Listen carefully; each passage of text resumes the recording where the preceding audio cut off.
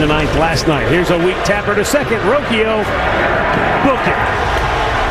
The path to October is clear. The Guardians are alone atop the American League Central Division standings. This is Cleveland Sports Radio, 92.3 The Fan. Audio courtesy of Guardians TV. Good morning. Kay, I thought this thing was coming down to the last day. Might not. And now they've been too good. They've taken the theater out of what could be the last day of the season, which is fine by me. We can't have the typical, you watching the Guardians or Browns conversation on Sunday. Oh, that would have been a good one. Darn it. I love it when the fans are pitted against each other. Some may call it a hack topic. Things like that. This is, I mean, this is so surreal that I'm trying to think. Obviously, being Browns fans as we are, we have over the years we've had the whole AFC North. I remember there was a moment where if you did the records of Big Ben, Joe Flacco, and then even Andy Dalton, and I was like, what's most surprising, or what's more embarrassing? And it was Andy Dalton. Andy Dalton had a dominant record against us. Andy Dalton was like 12-3. And the reason I asked the question is this is so one-sided, but the stakes. What's crazy is you had these two teams. You had Detroit trying to stave us off, and yet we flipped the script entirely and are annihilating them. We are sucking the will from every single player, every single Detroit Tiger in their front office. Actually, I know somebody in their front office. Oh, boy. We both do. Yeah. Right. Oh, my gosh, that's right. I'm not going to text him. No. If you want to text him, I'm not going to text him. I'm not going to out him either. He doesn't need that at 6 in the morning. And then their fan base. Oh, my gosh. Their fan base entirely. I mean, think about it. If you're Detroit and you're like, well, at least we've got a two-time Cy Young Award winner that's going to go twice against the Guardians. I mean, there's no way that we're not at least going to get one of those. Nope, we took both. We said before the 6-gamer, they had to go 5-1, and they got to pitch Scooble twice in that. And they're not. I'm sorry. That's the actual feeling. That guy, the guy you know him better than I do. But he is usually very boisterous about them on social media. Mm-hmm. And he has been as quiet as a casket the last few weeks. I didn't realize. I forgot. I totally forgot. Might have deleted his account. We might have just got to get down on Friday over the last few weeks, and that's about it. Like, that's it. Oh, my gosh. Like, it's it. So, I got to tell you, I'm more surprised they won today than they did yesterday, than I was yesterday. I don't know what it is. I don't know what the thing in my head is working with. I'm like, Jack Flaherty, he's been bad, but I'm like, and then Bobby's laboring at the beginning of this, and I'm going, well, and I thought that they both did. What were you going to say, Owen? I'm sorry. Were you? Oh, no, sorry. I'm just agreed. This game, last night's game, they went into that. They could have went into that and said, we're still in first place. It's a tie, right? But we're still in first place. It's time to sack up and let's go get one, boys. And they did not do that at all. I think it's because of basketball. Like, you see, 20-point leads, and we were like, 20-point leads evaporate really quickly. But usually it's like you take up so much energy getting back from 20 points. It's like, all right, the Knicks are back within it's a one-possession game. And it's like, then it starts to, somebody hits a 3, then it becomes 8, then it becomes 10 again. Timeouts are happening because it takes so much to get back. And it's baseball. It's every day. So it's not like a basketball game. And you don't think about it in that term. And it's like, I really did. I just thought, I was like, maybe Bobby's laboring tonight. It's 1-0. We'll see how it goes. Like, I wasn't like, well, down in the dumps or anything. I just wouldn't have been surprised. Where also, the Tigers have now lost, 10 in a row? The Tigers have lost 8 in a row. They've lost 8 in a row. Like, guys, you don't just lose 8 in a row in September. At this time of the year. Yeah, because when I looked at it yesterday, I thought it was either 9 or 7. And I'm going, they got to be due at some point. And they're still in the playoffs right now. Yes, they are. They hold our old spot. They have a 1-game lead over the Houston Astros in the wild card. 5 in a row. Who've lost. God, everybody's falling apart.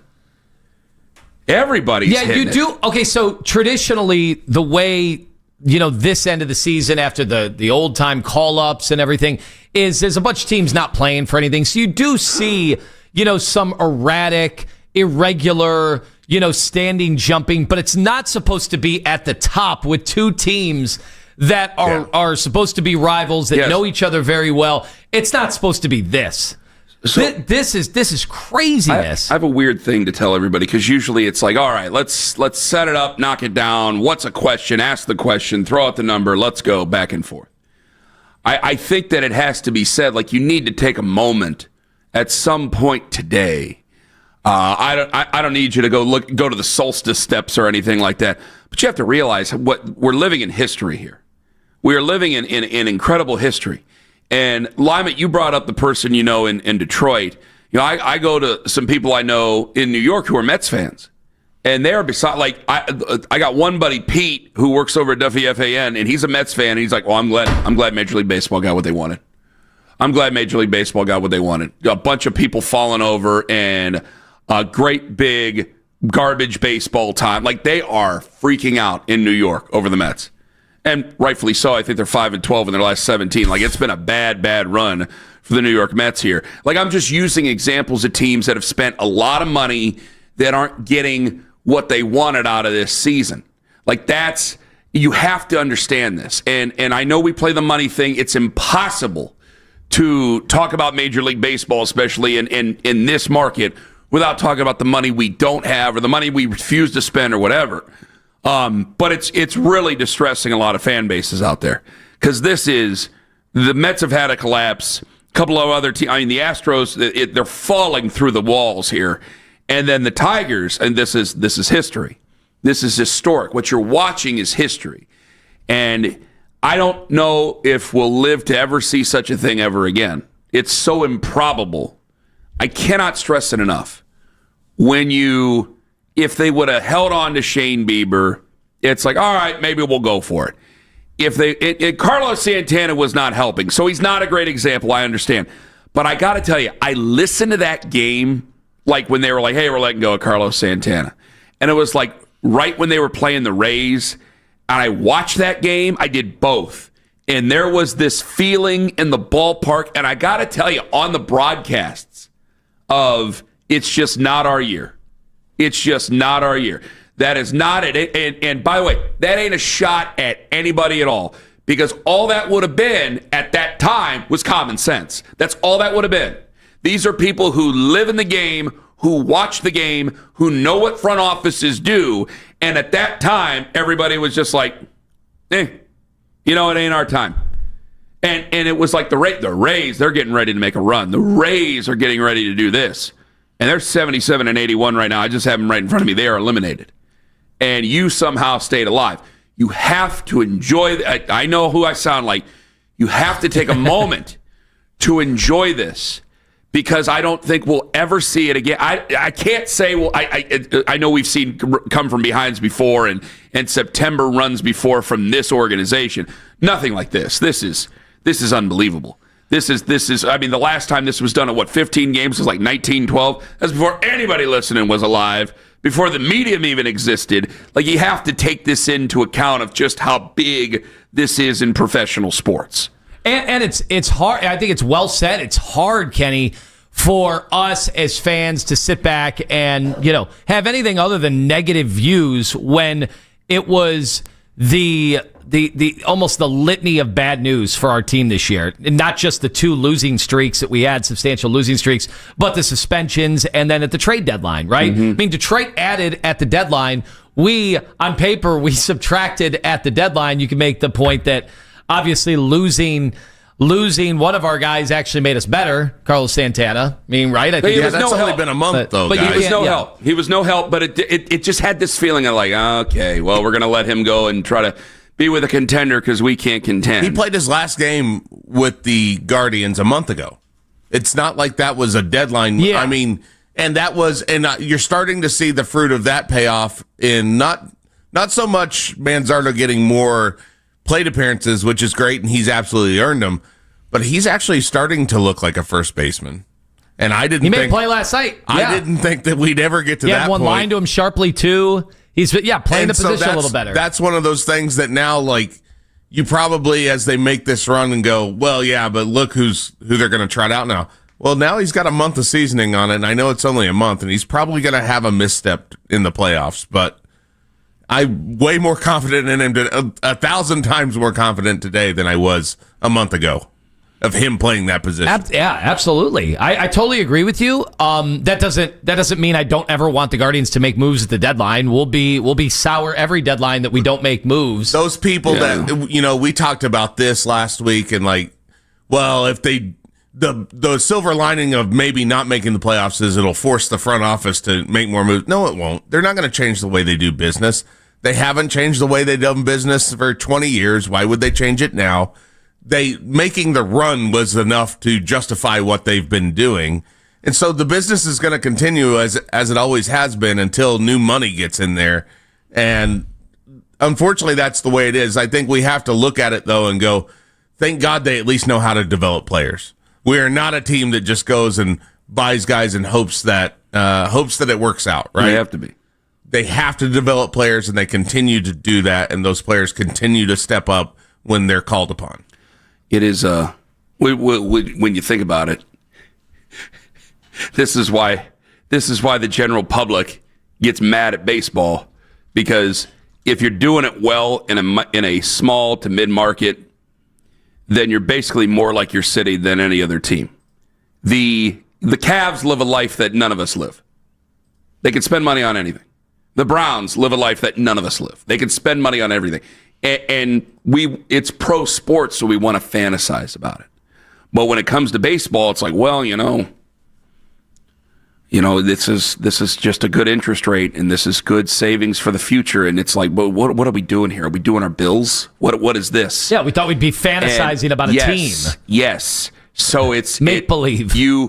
You have to go, well, they got to be more Cleveland than any of the other teams in the city. They're more Cleveland than any of them because we live more like the Guardians in our lives than we would any of the other teams. But fans don't want that in pro sports. And I understand that. But boy, when it really goes well, man, it feels great. It feels great. It feels great when, you got to be honest, when the jerk down the street did something wrong and he's getting thrown out of the house, and you're just a good guy and a good husband, and that's the way it feels.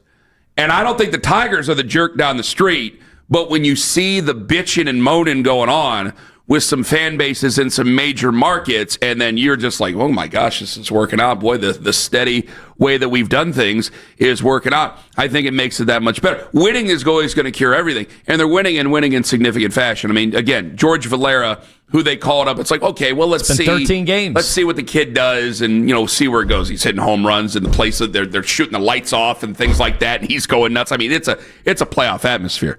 It is very much so. Now, there were some people who were a little bit upset at the beginning of the game, which I'm going, guys, it was the 36-minute rain delay.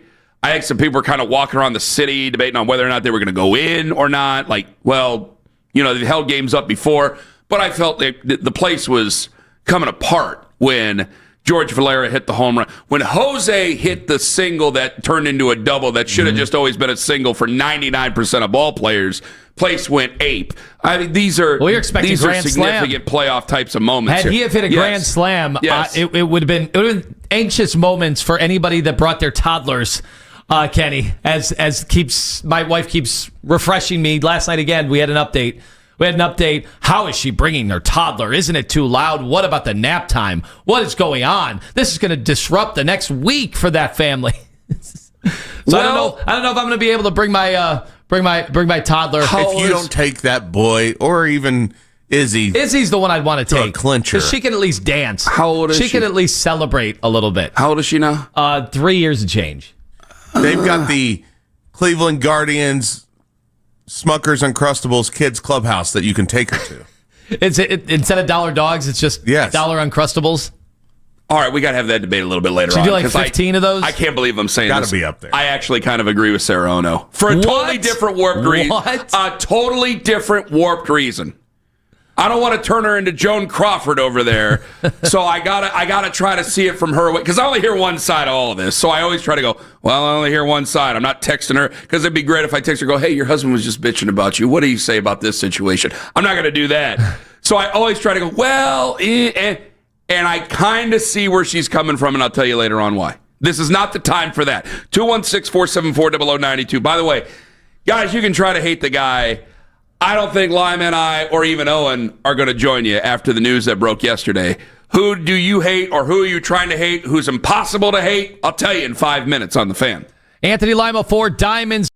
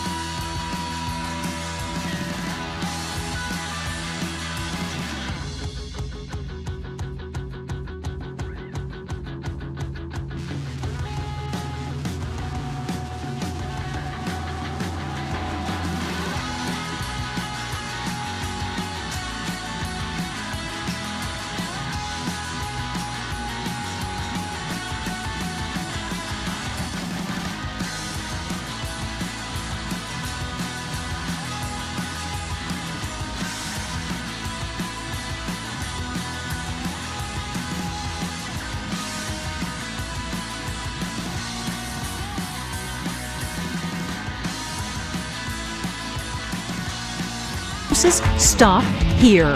Because right now you can drive home your favorite Nissan with 0% financing. Bedford Nissan.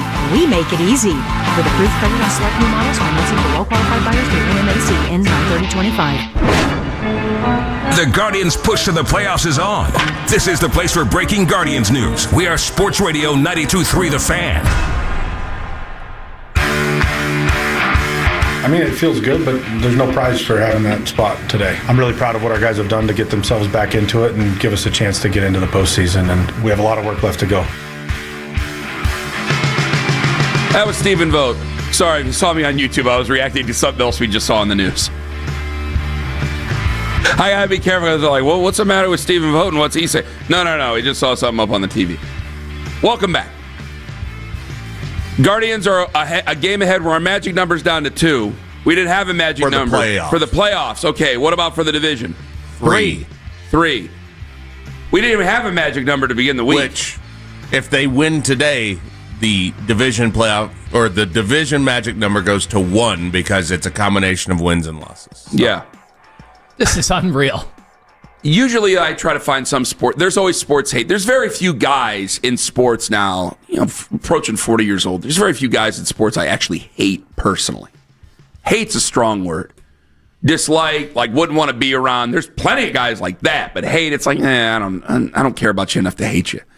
But there's sports hate, and there's guys who I hate in sports, like Draymond Green. Hated him a long time. I respect his play, but, I hate him in sports-wise. Steph Curry, certainly there's a lot of respect there, but I hate him sports-wise.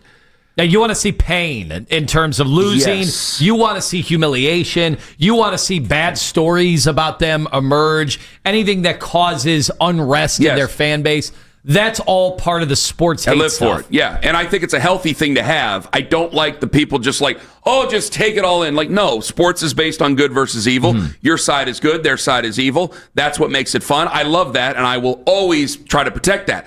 However, there are special circumstances. And I saw the report from Zack Meisel, who will join us today at 9:01 from The Athletic, that Tarek Skubal visited David Fry in the hospital after getting him in the face with the fastball. It was an accident. You could tell right away it was an accident. Tarek Skubal visited him. But there's also a little twist to that story. He rode to the hospital with Stephen Vogt. Stephen Vogt gave Tarek Skubal a ride to go visit David Fry in the hospital, which is sportsmanship personified in so many ways. Or was Vogt actually on a side gig and he does drive an Uber and it just happened to be that he was right there when he flagged down the ride? I think, listen, we make a lot of Guardians jokes. I would hope that they pay him enough where these are well, you know what? He does work nights. And thank God thank God it's Stephen Vogt now who has a whole vehicle and not just a moped. Oh, that would have been rough. Trying to do that with Tito. Yeah. It's a good point. Bopping down Euclid. It's bad on the shocks of that moped, depending on who you if I call an Uber with Terry Francona, that's going to be bad for that moped. It'll be a bad time. I make a few stops beforehand. I had 2 mopeds. Some fun to be had back in the day. I've heard. Oh yeah, those were fun times.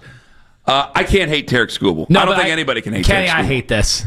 I hate this. I hate this. I hate this. The story, but you don't hate Tarek Skubal. I hate the story because he's so damn. In this case, he's breaking rank with all the stuff that we like to conjure up as sports talk show hosts and fans, which is hatred, animosity. I wanted to hate Skubal. I wanted him to, at some point, go, yeah, it's a pennant chase, and I did it on purpose.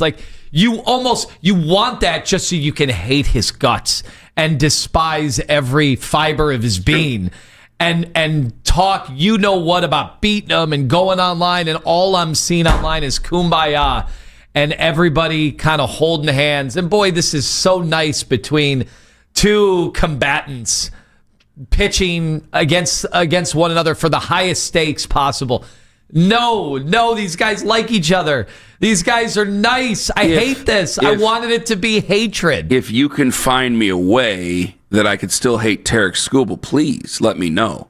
And I understand that there was some gesturing, some last year in the playoffs. He gave some. Yeah, it was out there like he was. I don't know what the signals he was doing. Was he Randy Orton or something out there with everybody? What was going on? Well, here? He wasn't giving the throat slash or anything like that, but he did try to quiet fans down last year. You remember that during the big playoff series? I remember I remember that, but I still wasn't that. I wasn't that emotionally caught up. At least I don't remember being that it didn't upset. stick with me. We had some people tweeting us yesterday about him being a jerk. Either until people brought it up. But we won the series. Probably because we won. I was at Game 5. I saw the grand slam. Yeah, I felt the that's same what way. sticks with me. Like, we remember everything between the Yankees and Josh Naylor and everything. That was a bit of a saga. And then in the end, we end up losing, and they're all chanting against him. And that sticks with us. The Scooble thing really didn't. Can I just ask you something? It's a 3.5 mile drive. I'm sure there were stoplights. What do you talk about? I don't know how well they know each other. Like, Vogt's a younger guy, but as a manager, but so is, how old's Tarek Skubal? 26? 27? Have they ever crossed paths? Yeah, what kind of before this? Skubal is 28 years old. Okay, so were they ever in the same system? That's what I'm looking at all? Now. I don't think so. Like, Tarek Skubal wasn't traded from the A's to the Tigers at all, was he, or anything like that? I'm trying to connect them at all, other than He's been with the Tigers forever. So okay. So they're both baseball. They're just both baseball guys, and they were right. So what do you talk about this stoplight? Because you're like, okay, get in my truck. Well, I'll take it. We'll go together. And then you have to arrive, and it's like, well, I got to make a conversation. We just can't sit here in silence. Like, do you look over and like, oh, you guys are really hitting the bleeps, huh? Like, do you try to break the ice there? Yeah. Do you talk about the game? Do you talk about what do you do? Because it's like, this guy just hit my player in the face by accident. We're going to go check on him. We don't know if he's going to need surgery or not. 3.5 miles is longer than you think in city, and there's got to be lights. And so, do you listen to the radio? There has to be something. Were they going to Metro? It said Lutheran, and then Cleveland Clinic. Then it went to the main campus of the clinic. Yeah. Okay. All right. I don't know if they have that kind of relationship. Can Vogt bust his chops about the snap? The night he pitched? The snap through his leg. Not pitched? Even the pitch, because that's... Can he be like, all right? Or is Skubal... what are you thinking? Or is Skubal going, I can't believe I did that. I can't believe I did that. Kind of looking for some either grace or some kind of like, oh, I've been in that situation before. No, we've never seen anything like that. I think if Skubal is... Because it takes some guts on Skubal's part. Who knows? I'm sure Steven offered the ride, right? Yeah. So it takes some guts on Skubal's part to go, yeah, I'll take the ride instead. And it's 3 miles. You can Uber that. And, he's obviously he doesn't have a car here. He's with the team traveling, so the ride had to be offered up, and he had to take it. So at some point, you got to go, I don't know what I was doing, man. I thought I was going to make a highlight play. He could offer it, but at the same time, I've seen there's a bunch of things I've seen over the last couple of years, ball players standing outside waiting on Ubers in different cities, and so maybe he's cognizant of that. It's like, dude, I'm on the road. I just got done. No, I'm sure he probably went into to Vogt's office and just said, hey, I just want you just to make sure you know none of that was intentional. I feel horrible. And it was, hey, I'm going too. You can just come with me. Hop in the truck. We won't be there for that terribly long. I'm sure they got updates that he's stable and again, it wasn't like he was. Thank God. And Vogt mentioned that in the post game 2 nights ago that he never lost consciousness or anything. Yeah. He wanted to make sure people knew that, and that. I'm sure he knew he wasn't going to be there all night. They had a game the next day. Yeah. And then how long you staying? That's the other. Anytime you go to the hospital to go visit somebody. The biggest part is I don't think Fry's family's not here. Walking backwards. So probably just to make sure that everything got good to go, I used to wait till Mom fell asleep and go, I'm just going to slink out of here now. There's no good way to do it. Do you announce that you're leaving now? All right, everybody. You wait until the nurse comes in and goes, hey, we got to check some vitals. And go, I'm going to step out. Mom would start saying some words, and I'd start looking at my phone and looking up at the IV going, okay, this is going to be about 5 more minutes. Slink out of there. It's always awkward. And then I'd always look and go, well, she ain't going to eat that. I might as well eat it. I don't want to let it go to waste. You are paying for it. Mom would want... No, my dad was paying for it. It's all getting paid for. Yeah, I'm sure it was getting it. They still send the bill to Ken Carmen, and it could show up at your house. Mm-hmm. Yeah, it's true. It's happened before. And Mama would want me to eat this pudding. David, she can have the ice chips. You might be... Well, David could still have the milkshake. I don't know if he could have the mashed potatoes and the corn and everything else. So, maybe Tarek wanted to eat that. UH still had Choco Tacos a couple years ago. The question, let me ask you this. Judas Priest, really? Let me ask you this. Is it still the matchup where they could meet the Detroit Tigers in the postseason? Is that still the matchup? Right now, if the season ended today, I don't think you should say anything, or I, or even Owen should say anything we can't take back. Because what if, God forbid, well, he could end up, like, say he ends up pitching his ass off against us, and he is out there on that mound like Ric Flair. Everything we've said it goes out the window. Goes out the window. We'll destroy the tape. It goes out the window. Now, I could always look at him and go, hey, he's a decent enough humanitarian, but I hate his guts sports-wise because of all this going on. I know we got to go, and this would be a terrible example to set for the youth of America. I will run this thing right over the commercial break. I don't care. Do you think that him being such a good guy, do you think now he can't come back from that? Like, there were people saying, he was so emotionally shaken up by what had transpired that they should have just pulled him. Well, I sure as hell hope so. They should have pulled him. I thought I was talking to one of the guys I was talking to the security guard, Murray. I said, you just pull him. You should have just pulled him. It's hard to do because you're grown men and you're supposed to kind of be able to mentally get through something like that, as sick as it is to say, but probably should have just pulled him. Isn't part of you thinking, like, what would Curt Schilling do in that situation? Besides go online and talk politics. Man, I was going to do it. Damn it. Invest in a 989 gaming. But, like, do you have to be a jerk? Do you have to be a jerk in this situation? If the roles were reversed, what would Guardians fans be saying about such a great display of, just a human, like a human part of this? Some things are a little bit bigger than just the uniform, right? You want some sort of feeling there. You don't want, like, could you imagine if he was like, hey, it's baseball, whatever happens, happens. I don't want to say if he dies for crying out loud, but whatever happens, happens. I mean, we'd be going nuts right now. I mean, Tarek Skubal wouldn't even be able to go out to the bullpen. The fans be going ape, wouldn't they? So it's like, well, at least he showed some humanity there, which is the least you can ask for. 216-474-0092. I'm just saying, I don't want to be too flowery with the guy when you still might have to go against him in the postseason coming up here, because things could change very, very quickly by the end of next week. Coming up at 8:20, Mary Kay Cabot going to join us on the show. Folks, was John Harbaugh, yes, John, was he right about the Browns? And he could be the greatest player in Cleveland. He could be the greatest player in Cleveland baseball history. But we're just going to have to settle for Jose being our personal MVP every year. Ken Carman, Anthony Lyman, take us with you to work in the free Odyssey app. And when you're on your way to work, hopefully you're passing through Menor. And hopefully you go buy classic Chevy.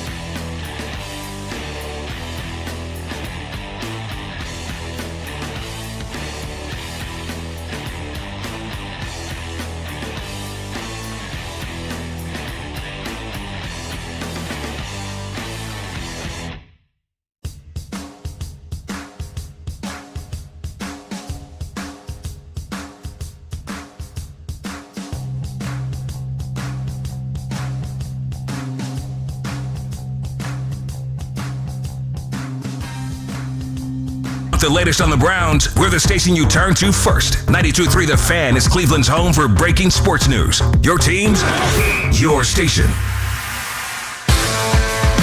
You know, we have a joke in the dugout. We always, whenever he comes up in a big spot, we say, come on, Jose, one time, do something. One time, do something cool. And he just seems to always answer the call when he gets in these big moments because he's a Hall of Fame caliber player. Absolutely Hall of Fame caliber. He'll have a statue here.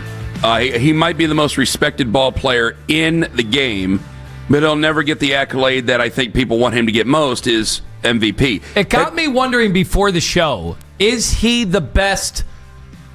Can we just say it right now? Is he the best Cleveland baseball player in the history of this? Anthony, it just got me thinking this the entire morning. Point. I never even thought of that. Wait, Kenny, where'd you go? I never even thought of that. Wait a second. Kenny just left the studio. He doesn't even want to answer that question. It's too good. I think it's fair to ask the question today. Now, Kenny doesn't want to take part in this conversation. Apparently, he's going to get very snippy about it. Doesn't want to get in on it. You're not going to get me loud. I ain't going to get loud. I can't lose my voice. I'm starting to get my voice back. I'm not going to lose it. Is he better than Tris Speaker? Is he better than Earl Averill? I can't wait to speak at your funeral. God, please, I can't wait. Better than Knapp?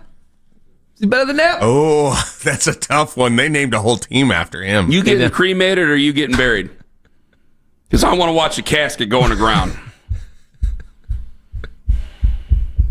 Yeah, I go, hey, is it time to have the conversation? Lime goes, what?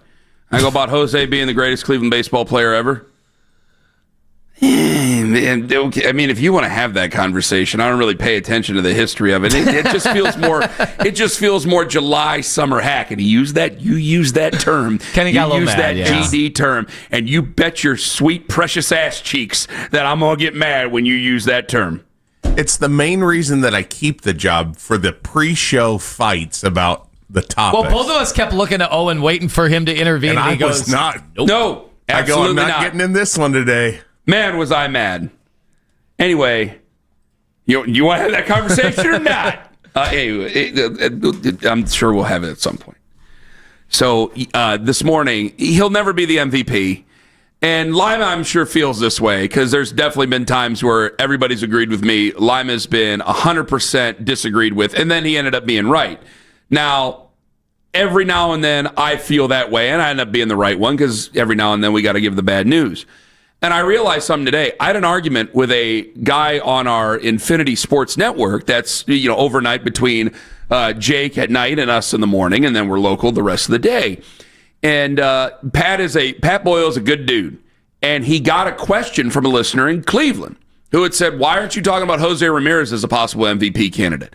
And Pat had said at that time that, well, your argument usually is, what would the Guardians be without Jose Ramirez? What would the Mariners be without Kyle Raleigh? He goes, well, what would the Yankees be without Aaron Judge? And I couldn't help myself because I listen to Pat. I like Pat. And I says, Pat, I mean, they paid for a bunch of guys before. I go, this isn't the argument that you're giving me. Because when you look at what's been going on here, the Yankees would just buy others if they didn't have Aaron Judge. The Guardians without Jose or the Mariners without Kyle Raleigh wouldn't. That's why people say what they say. I know I'm right in this argument, but I know Pat wins. Here was Pat's response. He got a little snippy with me. It's a good point. It's a fair point, Ken. But also, Aaron Judge is homegrown. Aaron Judge has always worn the pinstripes. And yes, the Yankees have a high payroll. They paid for Cody Bellinger. They paid for Garrett Cole. And yes, they paid to retain their own guy, Aaron Judge. But he's homegrown. And so I'm not sure, outside of the fact that the Yankees do normally spend a lot of money, I'm not sure exactly what the extent of that argument gives you. The Mariners did just give Cal Raleigh an extension, and Jose Ramirez, if my numbers served me correctly, he did sign a 7-year, $141 million contract extension a couple of years ago, and so that was the largest deal in franchise history. And I know that doesn't stack up compared to Judge's $60 million. But just because you pay a guy, look at Juan Soto. Juan Soto got $765 million. He hasn't been all that valuable to the Mets. He's had a lot of meaningless home runs, and they're on the verge of missing the playoffs. But we appreciate Kenny Carmen checking in. Super Bowl, Super Browns. You might not be able to say that for a couple more weeks, so I would soak in that win back on Sunday. getting spicy. He didn't say yeah at the end of it. But he ends up being the one who wins. I know I'm right. Because I'll retort with, hey, Aaron Judge, it doesn't matter. That's my point. If Aaron Judge doesn't exist, the Yankees would just go try to get other players and spend on other players. Else, yeah. They would try to buy Jose Ramirez for 10 to 12 years at $240 million. That's what they would do. And that's what the rest of Major League Baseball would think that he should do. That's why we argue about this all the time. But Pat wins. Jose will not be MVP. And I have to accept that. He won't be MVP this year, think he has a or chance. next year, or the year after. He's finished runner-up once and third a couple of times in the AL MVP. Right now, I had to get to the 7th site to even get him in the conversation. It was all Raleigh, who hit 2 home runs last night. What does he have, 60 now? 60, yes. Does he have 60? He has 60 home runs. All right, Judge and him are 1-2. Yeah. And then they stopped. And Judge got to 50 and 51 last. Yeah, and they stopped giving the odds after that. I finally found a site after 10 minutes before the show looking, and Jose was behind Skubal, and he was 5th on one of them. I do think he'll get up to 3rd now. I think this story... But he won't win it. No, and he's not going to win. While I will give you all sorts of reasons, again, where are the Guardians? The Guardians don't come back from 15 and a half down without Jose. The Guardians they're not a good organization without Jose. Let's just call it what it is. Because you have all these kids, you need a guy like Jose Ramirez, and this is some of the things that we hear from some of the people who work in that organization.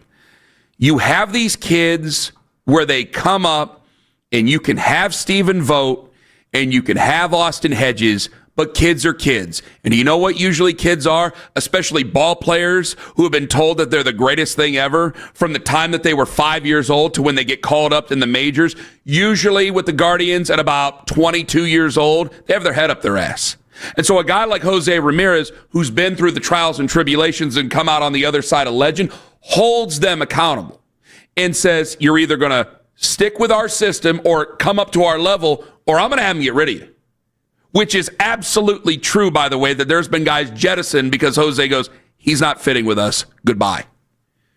That's why the Guardians are not the Guardians without Jose Ramirez. Now, I don't know what leadership role Kyle Raleigh stands with the Seattle Mariners. That's unfair to Kyle Raleigh. I'm not saying that he's not a leader, or Aaron Judge, the captain, whatever, in the leader in his own right.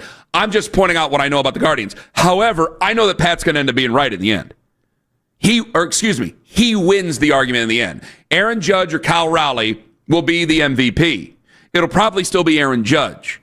And they're fine ball players. I can't say Aaron Judge is overrated or sucks. None of that. That's all true. But Jose, either market, either because he's not born in the continental United States, because it's not his whatever it is, he doesn't get the MVP accolades the way that the other ones do because he plays in Cleveland. But I would like to say at Kyle Raleigh, because he doesn't hit 60 home runs. Whatever reason it is, and we've given a million different ones over the last decade for Jose Ramirez, it's just not going to happen. So the consolation prize, which is not bad, is that he does whatever he wants in the city. And it's usually charitable and nice. He is able to raise people up in his home area in the Dominican Republic. He's able to have life-changing money. He will be revered for generations. He's arguably the greatest player to ever play for the organization. And think about the territory that brings in, because if you're the greatest player in the organization, then you're one of the greatest players in Cleveland history. And you're up there with Jim Brown and LeBron James and Jesse Owens. That's the history. That's where he is. That's what we're watching right now. Usually it's ghost stories. That's what we're watching right now. And he stayed here the whole time. That's a hell of a consolation prize. But the truth of the matter is, he'll be a Hall of Famer. Absolutely, he'll be a Hall of Famer. I don't know if he'll get in first ballot, and I'm sure I'll get mad about that. He'll be a Hall of Famer, but that's as far as it goes with the rest of baseball. With us, he is untouchable, the GOAT, the most beloved of the generation. Arguably, because he stayed, maybe we can have a LeBron James conversation next July. Maybe.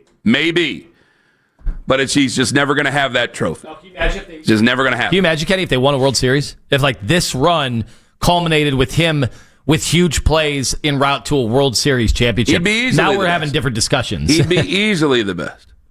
But here we are. 216-474-0092. Still not bad. I mean, when you're going to get a statue and People tweeting me last night to get rid of the Tommy statue and put up Jose's. Which you go, Lima's the one who wants to get rid of people's stuff. Move the statue. Lima wants to just get rid of the, almost call him Nate Thurman's. I cancel history. That's what I come in and do. He wants to get rid of Nate Thurman's banner and put up a different banner. Whatever banner he wants to put up, he just wants to take Nate Thurman's down. Maybe you can get them to take away Jim Thome's statue if you want to do. Or we just put another statue up there. Can we make Jose's bigger? Could always do that. There's no rules on statue size. 216-474-0092. 8:20 this morning. Mary Kay Cabot going to join us on the show. We will talk Browns with her. And there's there's way more pressure on these rookies than you'd even consider going into this game. And I'll tell you why. Coming up in 5 minutes on The Fan. Northeast.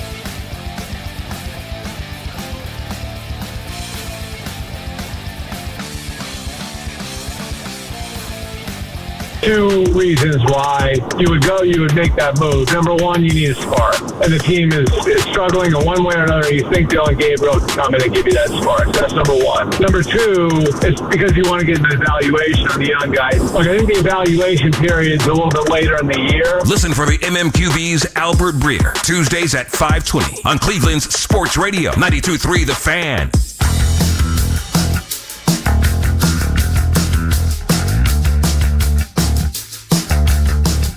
I can't believe I'm going to say this.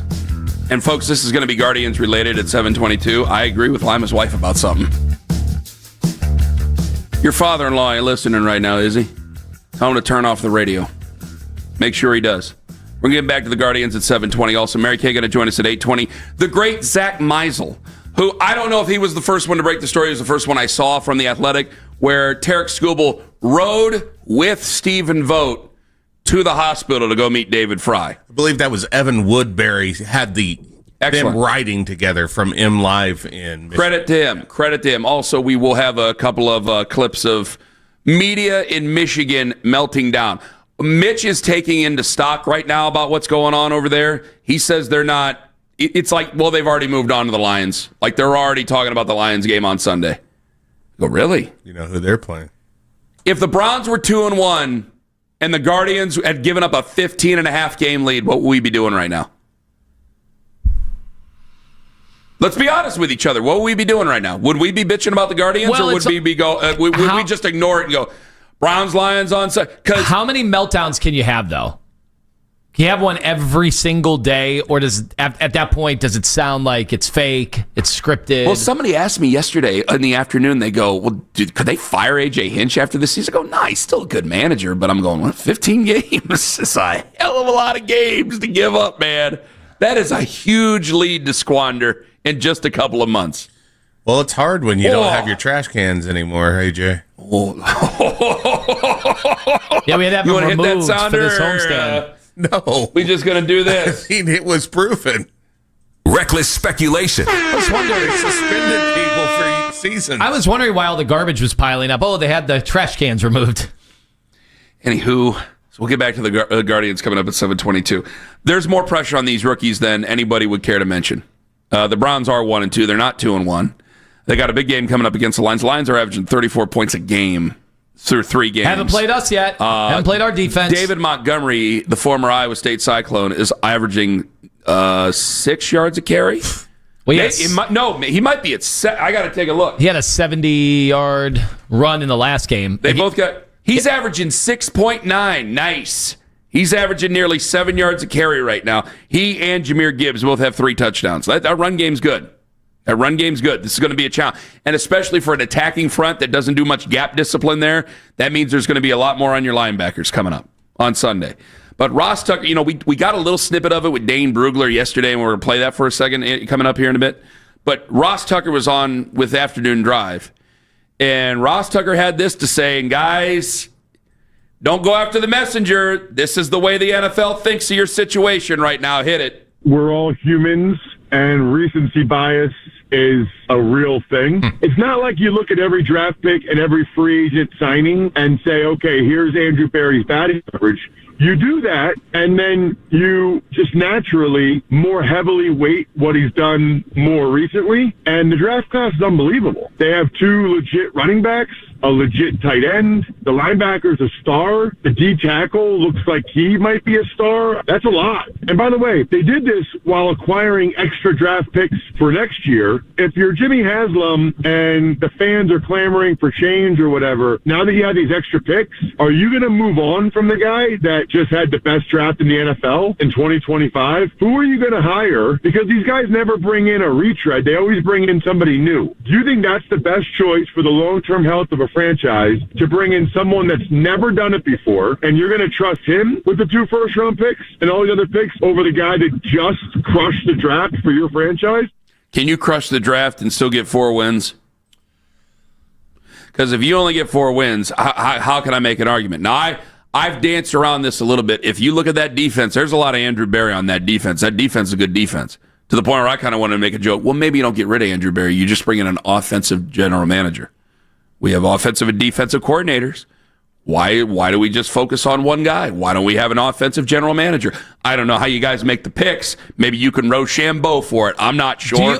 Kenny, we've had so few, just quickly before we get into all that, we've had so few good drafts since certainly 1999, and then you got to go really back and look at how the teams were put together to go to 3 AFC championship games in the 80s, and then you got to go back, to win the championship. So, it got me thinking, what would this have to be to start to push this rookie class up historically? I know the bar is really low, and then I typed it into AI. All right, the 1964 draft class, Paul Warfield and Leroy Kelly were both a part of that one. The 57 draft class, you have Jim Brown. You just told me you didn't like history 40 minutes ago. That's why I had AI do it, because I couldn't do it myself. So Gene Hickerson and Jim Brown were in the same draft class. So what are we talking about here? And it got me thinking, if getting that extra first round pick for next year turns into the quarterback of our future, now we're talking about this. Do you trust him to make the quarterback pick of the future? Do you trust him? I mean, Ross can say whatever he wants. Does Ross trust him? I gotta say, it's only been 3 weeks. There's been a little more trust. There has been. There's been a little more trust. There has been. But I just gave you an argument for defense. Any of my arguments for offense don't really turn out too great right now. By the way, here's Dane. Harold Fannin and Judkins. Here's Dane. I don't know about Sampson, but those two I'm pretty damn excited about. Cedric Tillman probably do better without hands. I mean, he's already tried it with 2 hands. Maybe he'd do better without hands. Here's Dane Brugler yesterday, said about the same thing. This is the Athletics' best draft analyst. Go ahead, hit it. As long as ownership is realistic about what this team is and, what the next 2-year, 3-year plan is. I mean, I was sitting at the 50-yard line watching that game on Sunday, and watching the impact that those rookies had was really fun. And, I mean, this team, I don't have to tell you guys this, this team has not had a single top 50 draft pick the last 3 years. Mm-hmm. And that just the decimation of that roster with young talent is evident. The 4 picks they had in the top 67, it's so critical for those guys, that core, to be productive this year, show promise, and we saw that on Sunday. I think that the promise of this rookie class and the reality check of where this team is right now, I would be pretty surprised if the head coach and general manager are not calling the shots this upcoming offseason. You hear that? All the people want to get rid of Andrew Berry? He's calling you unrealistic. He was sitting amongst you on Sunday, calling you unrealistic. Well, so he's adding something finally to the ledger, the for this regime ledger, which had been pretty out of whack, right? It had not been very even. It had been very lopsided. Wins and losses, that's the number one, right? That means more than anything else. Wins and losses. All right, have you found a quarterback? That's right up there too. Then what else? What else is it? All right, in the organizational stability, have you gotten rid of a lot of the nonsense? Have you gotten rid of, Kenny, a lot of the unforced errors? There's still some of that. I mean, having 4 quarterbacks in camp, I don't think that speaks well to your organization at all. Having 2 different quarterback competitions, one for your starter, one for your backup. We'll see how it plays out. If Dylan Gabriel ends up being the quarterback of the future, you guys can all laugh at me and say, "Oh, I thought you thought that was a big deal." But on paper right now, and even Daryl Moose Johnson was talking about it last game, and he's like... He said it was did he say disaster or waste of time? Waste of time. He said a total waste of time. Yeah, that's what he said. And I think most of us agreed, right? That didn't really make a lot of sense. So the ledger has to start to balance up. Well, one way you can do that is having the rookies jump, not just be good, jump out. And they have jumped out at us through 3 weeks. And they made a trade that's going to land them an extra first. And right now... Is Mason Graham the best player in this draft class after 3 weeks? As of right now, yes. Stupid to even talk about that. In the top 10, let me go back and look. We're doing the show 3 weeks in, so why not? What better time to have it? We'll reconvene next week and the week after and the week after and the week after. But that's... I don't know, leaves are starting to turn here. Yeah, that's part of the fun. And at no point have I been like, Mason Graham looks doesn't look like he has a chance to be good. But he plays defensive tackle, and so I have to show people, because I get a lot of things like, where's Mason Graham? Where's Mason Graham? Where's Mason Graham? And I have to show them the pass rush win rate. I have to show them some of the highlights. I got to go, hey, look, this is why Alex Wright and Myles Garrett were able to get to so-and-so. This is why Isaiah McGuire was able to get to so-and-so, because of this pressure that you did not have over the last how many years. Now, the other part of it that I do wonder, if you give every GM 6 years in the NFL. Abdul Carter and Will Campbell have been pretty good, I think. Okay. Sorry. Well, we'll continue to monitor. But if you give every GM in the NFL six cracks at it, eventually they're going to put together a good draft class out of 6. So you asked about trust. I will say the trust has gone up. It's only been 3 weeks. The trust has gone up. But do you have to meet a certain win threshold? Do you have to show that all the arrows are pointing up? Because you said, can the rookies be really good and them still lose a whole bunch of games? Yeah, probably. Yeah, and I also got to say the direct correlation. Like I can bring up Abdul Carter, who you would have had a chance to draft at number 2. I understand that.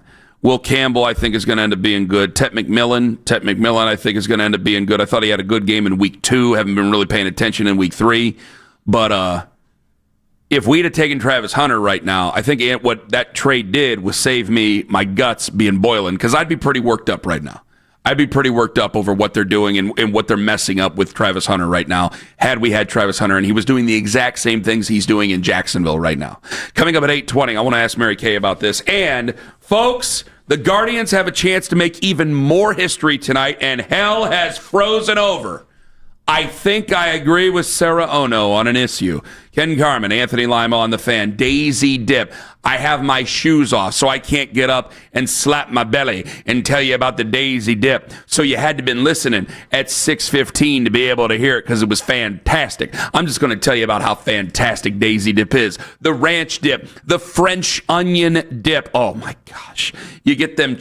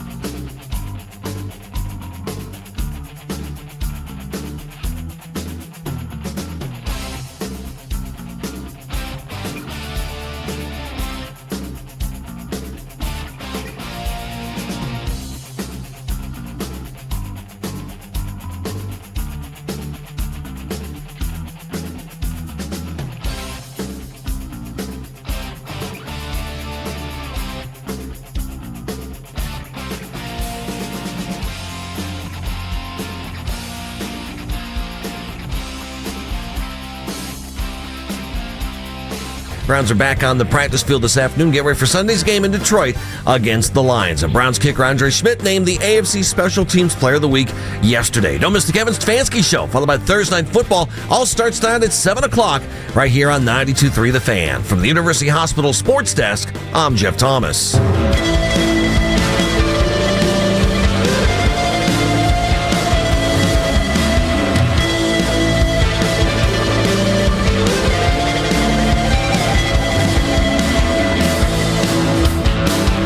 Folks, hell is frozen over. I know the rapture was supposed to happen a couple days ago. Remember when Harold Camping said the rapture was going to happen? You remember that guy, Owen? I do remember that guy. Dude, I grew up in the South. The rapture was supposed to happen like once a week from 1992 to 1999. I didn't understand people who were selling off their things, their possessions for the rapture. Is there a hell store that you can buy things with when the rapture comes, or how does that work? Well, is that a hedge so that if it doesn't happen, then they've got something to show for it? Yeah, what do they have? You Money? lost your car in your house. You have money. You do have money, apparently. But again, if the rapture were to really happen, I don't know what. I would say, like, listen, I've never been to hell yet. I show up every morning. Wait a second. We went through 1 and 31. What are you talking about? Well, I don't know. Maybe we'll see how the Guardians do. Maybe we're about to see Valhalla. Anyway, what I'm looking at, though, is this. You think about this. I've never been to hell, but everybody makes deals with the devil, right? So I would imagine your money works in hell. So, like, the whole thing is like, well, you can't take it with you. Well, if a guy's going to hell, maybe he can take it with him. Depends. What's the conversion rate? Well, hell bucks right now are. What's the? Well, you're not going to get a full dollar to dollar in hell bucks. What's the tariff situation with hell? You're going to pay that. I would assume that your dollar doesn't go as well in hell as it would in other places. Like it's a Cleveland, New York thing. That's what it is. In the words of Hank Williams Jr., just send me to hell or New York City. All right. I agree with Sarah Ono on something. I'm sorry. So the rapture has apparently happened because I agree with the woman. Say what you said about Izzy. So my wife on Instagram the other night, as it seemed like all of Cleveland, I know they listed it at 30,000.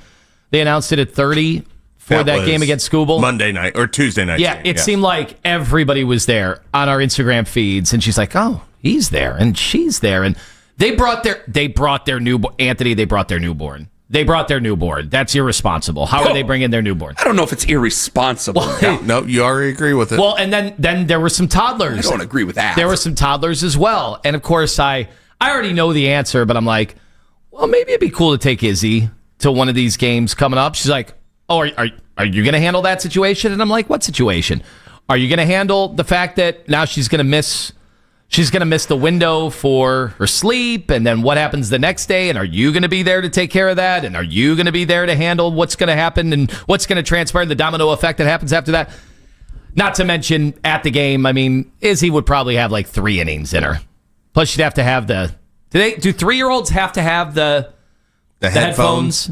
Is it too loud for 3-year-olds? No, I don't know. Playoff atmosphere, though. It was pretty damn loud yesterday when Jose came through late.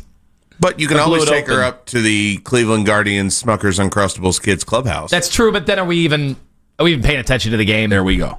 They do have some nice seating out in front of it for the parents. They do, but where are the kids? I mean, the kids are all on the inside doing Legos. So Lyman mentioned it before the show. Lyman mentioned it before the show in passing, and you just said what you said about the Smuckers Kids Club. Oh, the Cleveland Guardians Smuckers Uncrustables Kids Clubhouse, yeah. And that's what went, nope, I got to agree with Sarah. Because this isn't June 27th. This is September baseball, where the magic number to get in the postseason is 2. The magic number to clinch in the division is 3. You're going to want to pay attention. If you're going to the game, you're not going with children. No. Excuse me. If you're going to the game, you're not going with toddlers in their first ever Guardians game. That is a waste of your time and your effort and your sanity. That's not going to work. June 27th, go right on ahead. Take them up to the Smuckers Uncrustable Kids Club over there in the corner and have all the fun. Somebody let us know they're expected to now do 9 Uncrustables in 9 innings. Wow. With 9 sippy cups. 999 challenge has made it down there. Do they have a slide there? Go right on ahead and do the slide. They do. Because I don't want to be judgmental the way that you make Sarah Ono off to be judgmental. But I got to come out and just admit, Like, we had Bob and Julie who worked here. Julie still works here. And they had their newborn, and they took that kid to everything. And he was a baby when their first son was a baby. And I would see them going, I can't believe they're taking this kid everywhere. There's no way I'm taking Axel everywhere. It just seems like so much of a pain. I wasn't going to do it. Big crowds, loud things going on. I can't enjoy it. I can't imagine any of the other people would enjoy it. And downtown, when you have a big sporting event, this is New York City with strollers. You can't, all of a sudden. That's the biggest problem is you're going to park over here, right? So we still have relatively a short walk to the ballpark compared to a lot of people, but it is, you can't let her walk. No. With that crowd. You have to carry her. Nope. Or stroller it, and strollering it. It's a pain in the neck when you actually have a hustle and bustle. I took Axel to his first ever Guardians game. He was 8, and I mean, he was fine. He was fine. And I know I waited, and there was COVID in between, so I waited a little longer. I know that's probably too late for everybody. I went to my first Indians game when I was 5. But I went to the first, and then we went to the ALCS last year, and he's 9 at the time. He's locked in. He had a couple of hot dogs, and then that was before the game, and he was ready to go. Every kid is different. You know, my youngest, we've been able to take him since he was 4, and him sat there. My middle one, he's about to turn 14, and this season's the first season that he ever really cared to watch the whole game. You know, every kid's different on that. I'd say if you thought she'd be really locked into it, but.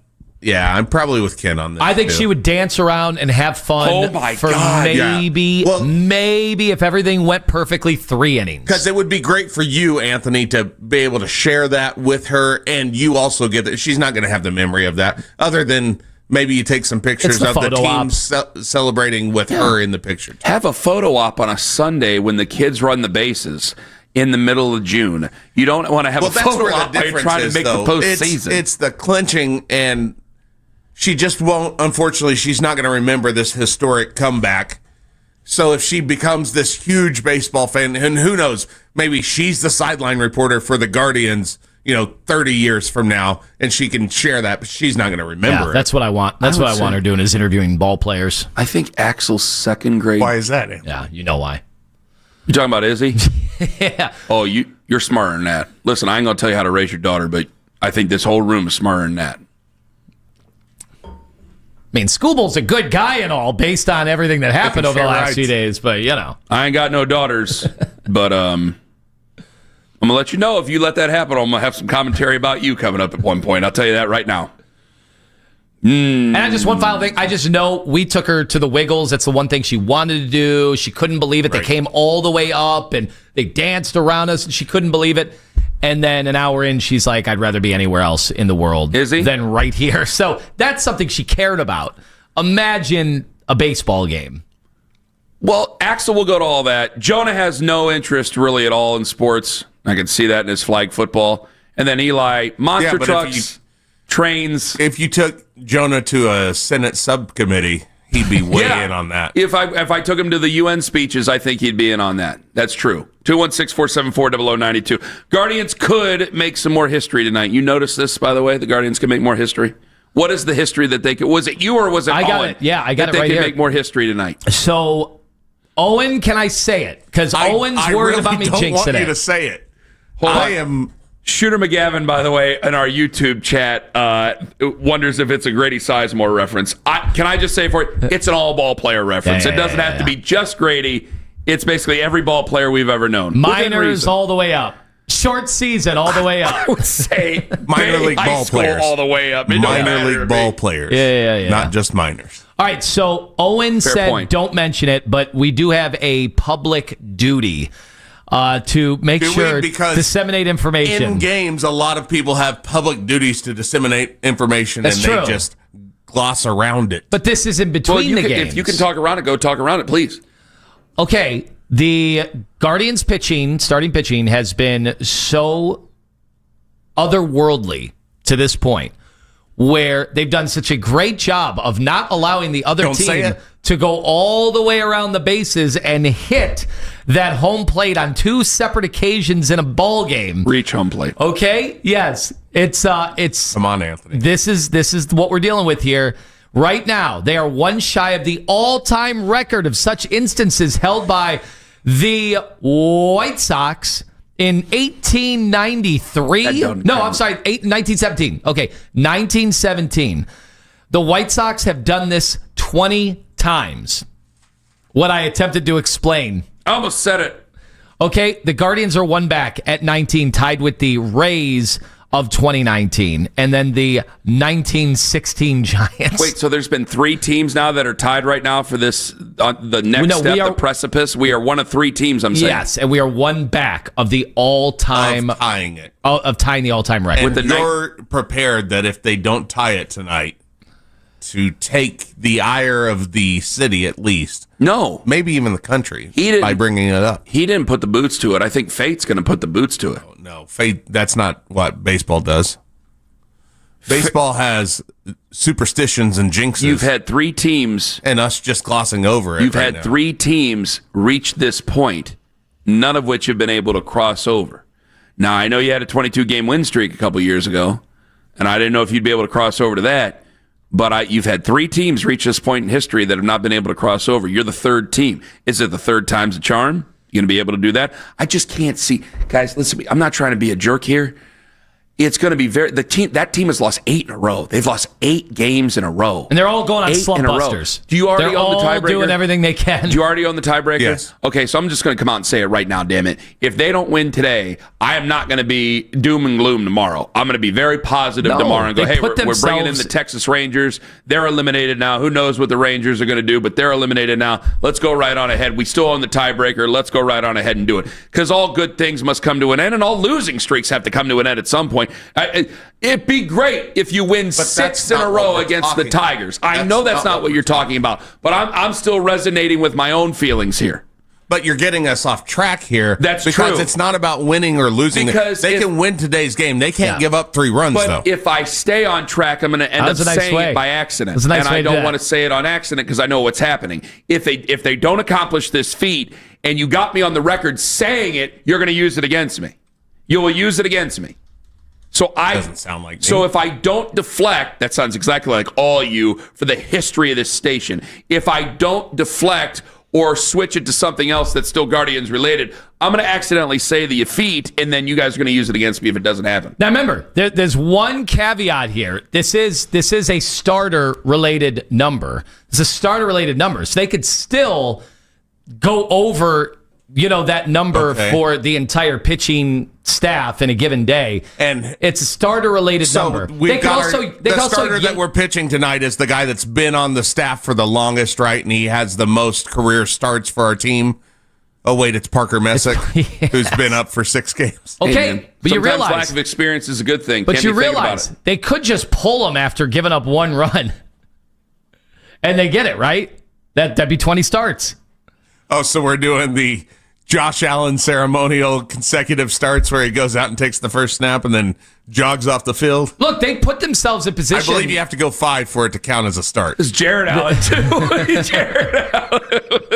That's all the Allen. That's right. They put him in position. They put the team in position to where, they could divvy up their rotation where on Sunday, it doesn't matter who they go with. So, meanwhile, there's a situation where Skubal might have to, in the playoffs, pitch on 3 days rest if you play Detroit in a deciding game 3. Like, this gets really interesting, but you put yourself in a really good spot right now, all the way around. Yes, you have. So I don't know if it's jinxing it. Well, if it doesn't happen, then it's jinxing it, and I will absolutely put it on you. And I don't care that in the chat they're saying, well, they brought it up on the broadcast. Nope, it's Anthony Lima's fault. That's who I see in front of me. Well, you didn't say it. Did he just say it? He danced around it. Doesn't matter. He put it in my head, and it's all I'm going to think about tonight now. Yeah, I didn't know until you told me. I had no idea about this feat until you told me. Which you saw it on the broadcast then. I mean, yes, you are going... Well, if they talk about it on the broadcast, then... Tom Hamilton brings up no-hitters during the middle of games all the time. He does a 1-batter in. Well, I'm not going to do... No, he doesn't, First pitch, he goes, they don't have any hits yet. Real quick, Bill and Stowe, you got like 30 seconds. Go. I just want to tell you, I think you're wrong, Ken. We had soccer canceled last night. So we jumped in the car at 4:30, bought tickets. I have a 3 and a 5-year-old. We went up. We had a beautiful time. The Guardians do it completely right with their kids section. We got to enjoy the whole game. You stayed the whole game. Wow. And you went to the Cleveland Guardians Smuckers Uncrustables Kids Clubhouse? You went to the Smuckers Uncrustable Kids Clubhouse. How many Uncrustables were consumed? They had soft pretzels. Soft pretzels it was for the win. You should be thrown out if you should be thrown out of the Smucker's Uncrustables kids clubhouse if you don't eat Smucker's Uncrustables unless you have a peanut allergy. I don't know how that one's going to go. Izzy does complain, Bill, about a little too much jelly gushing out of there. Yeah, what do you say about that, Bill? What do you say to that, Bill? Can't beat Uncrustables. They're fantastic. How long do you thaw them out of the freezer? 2 hours. We put them in that. We put them in the toaster oven. Bill, thank you for You're taking a shortcut on the Uncrustables. Oh, yeah, we take a shortcut. Which I still think it's a little cold in there, but Eli loves them, so what the hell? Okay, I'm glad Bill and Stowe had a good time. I would just think it'd be hell on earth. I'm stunned. You're trying to actually watch the game, enjoy the game, and I got to go ahead and deal with the wiggles or whatever is going on over there. Soccer practice is hell on earth to me. I want to know, did he pull a tablet for the 3-year-old? Are you telling me the 3-year-old was staying for the entirety of the game? At the Guardian stadiums, they're called Pat tablets. Mary Kay Cabot at 8:20. I'm not putting that over. Coming up. I liked it. Damn it. That was good. How could the Browns locker room did a champion's pose in there. react if Dylan Gabriel starts? Wait a minute. Hold on. How could the Browns locker room react if Dylan Gabriel starts? The Giants locker room might have given us a preview yesterday. Ken Carm and Anthony Lima take us with you to work on the absolutely positively free Odyssey app. Anthony Lima.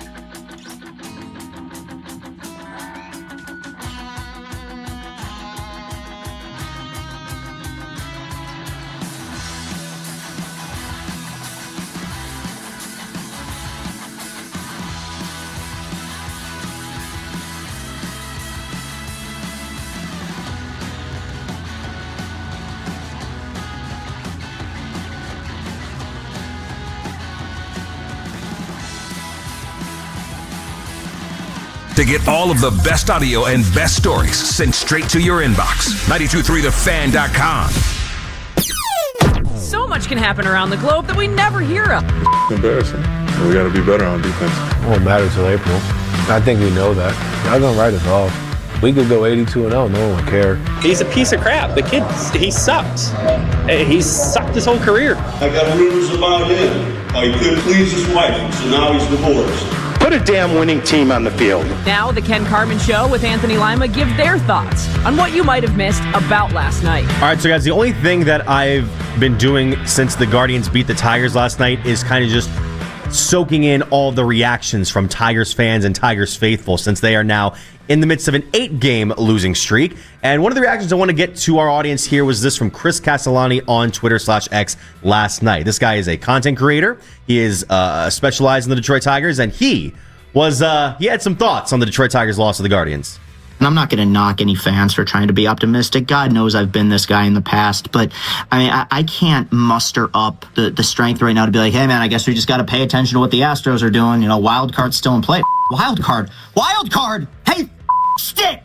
They haven't won a game since September 14th. It wasn't supposed to be this way.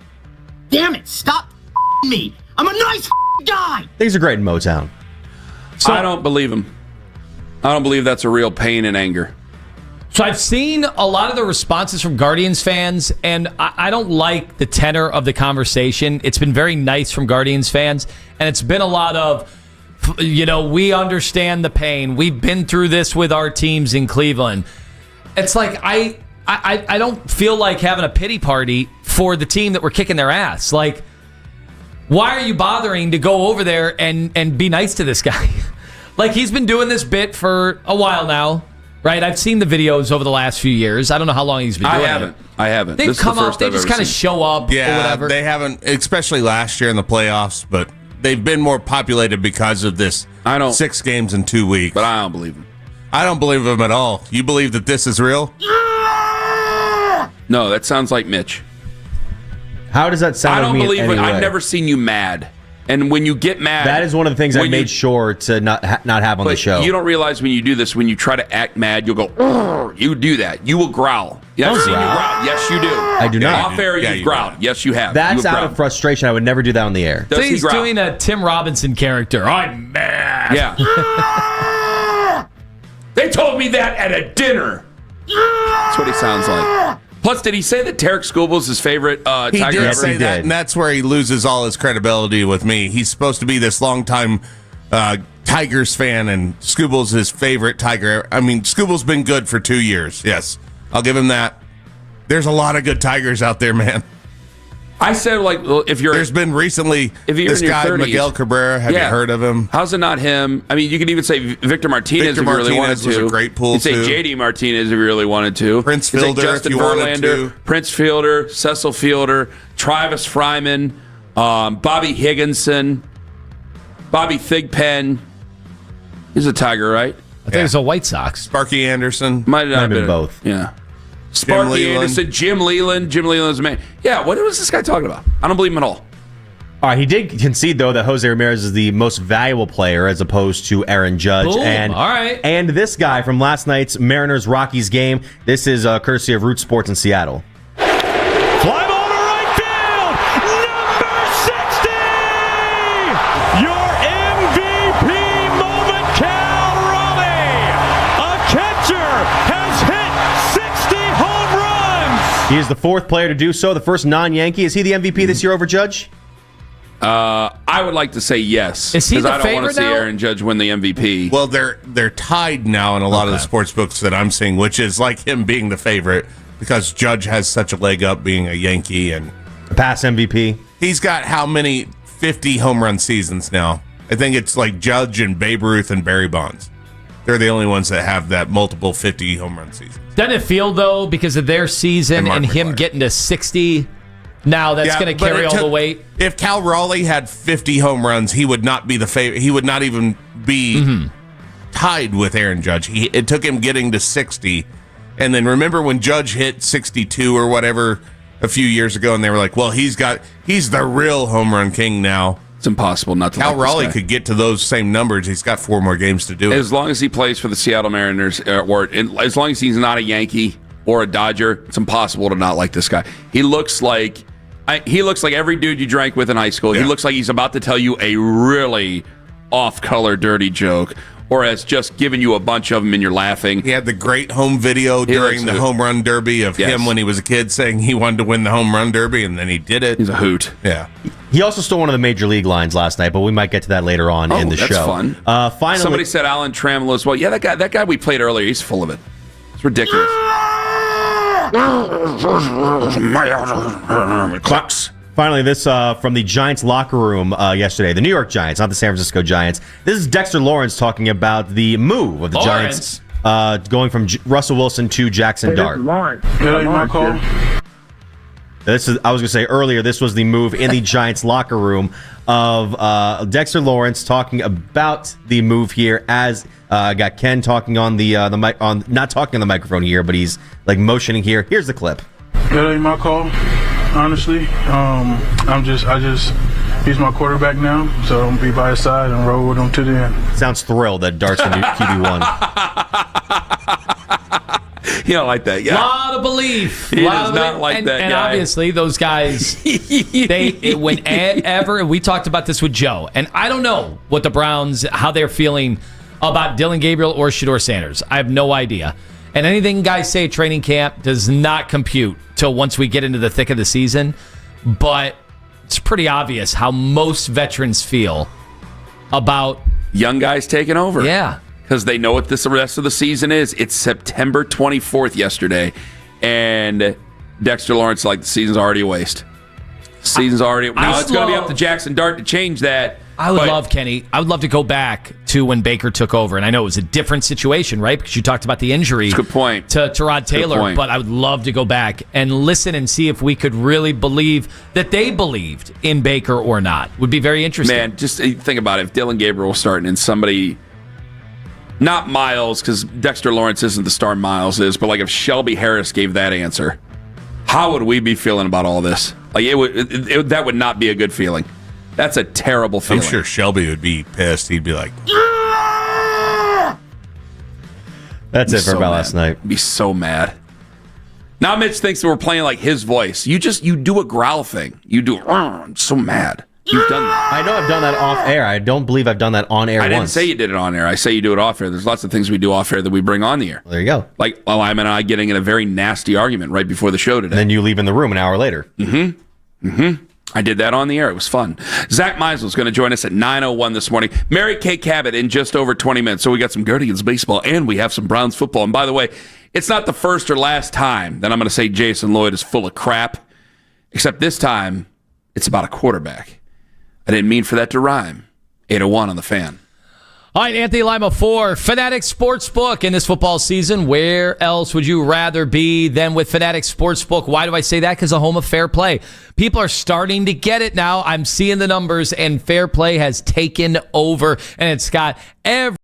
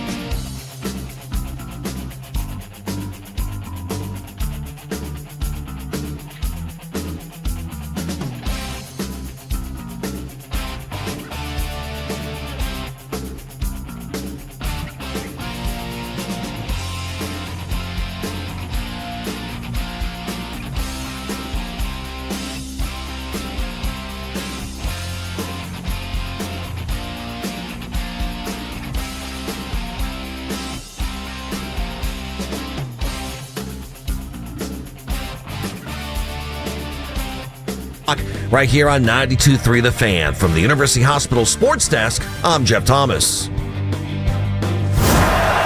All the Browns and NFL news you may have missed at work. The Afternoon Drive. Weekdays starting at 2. 92.3 The Fan.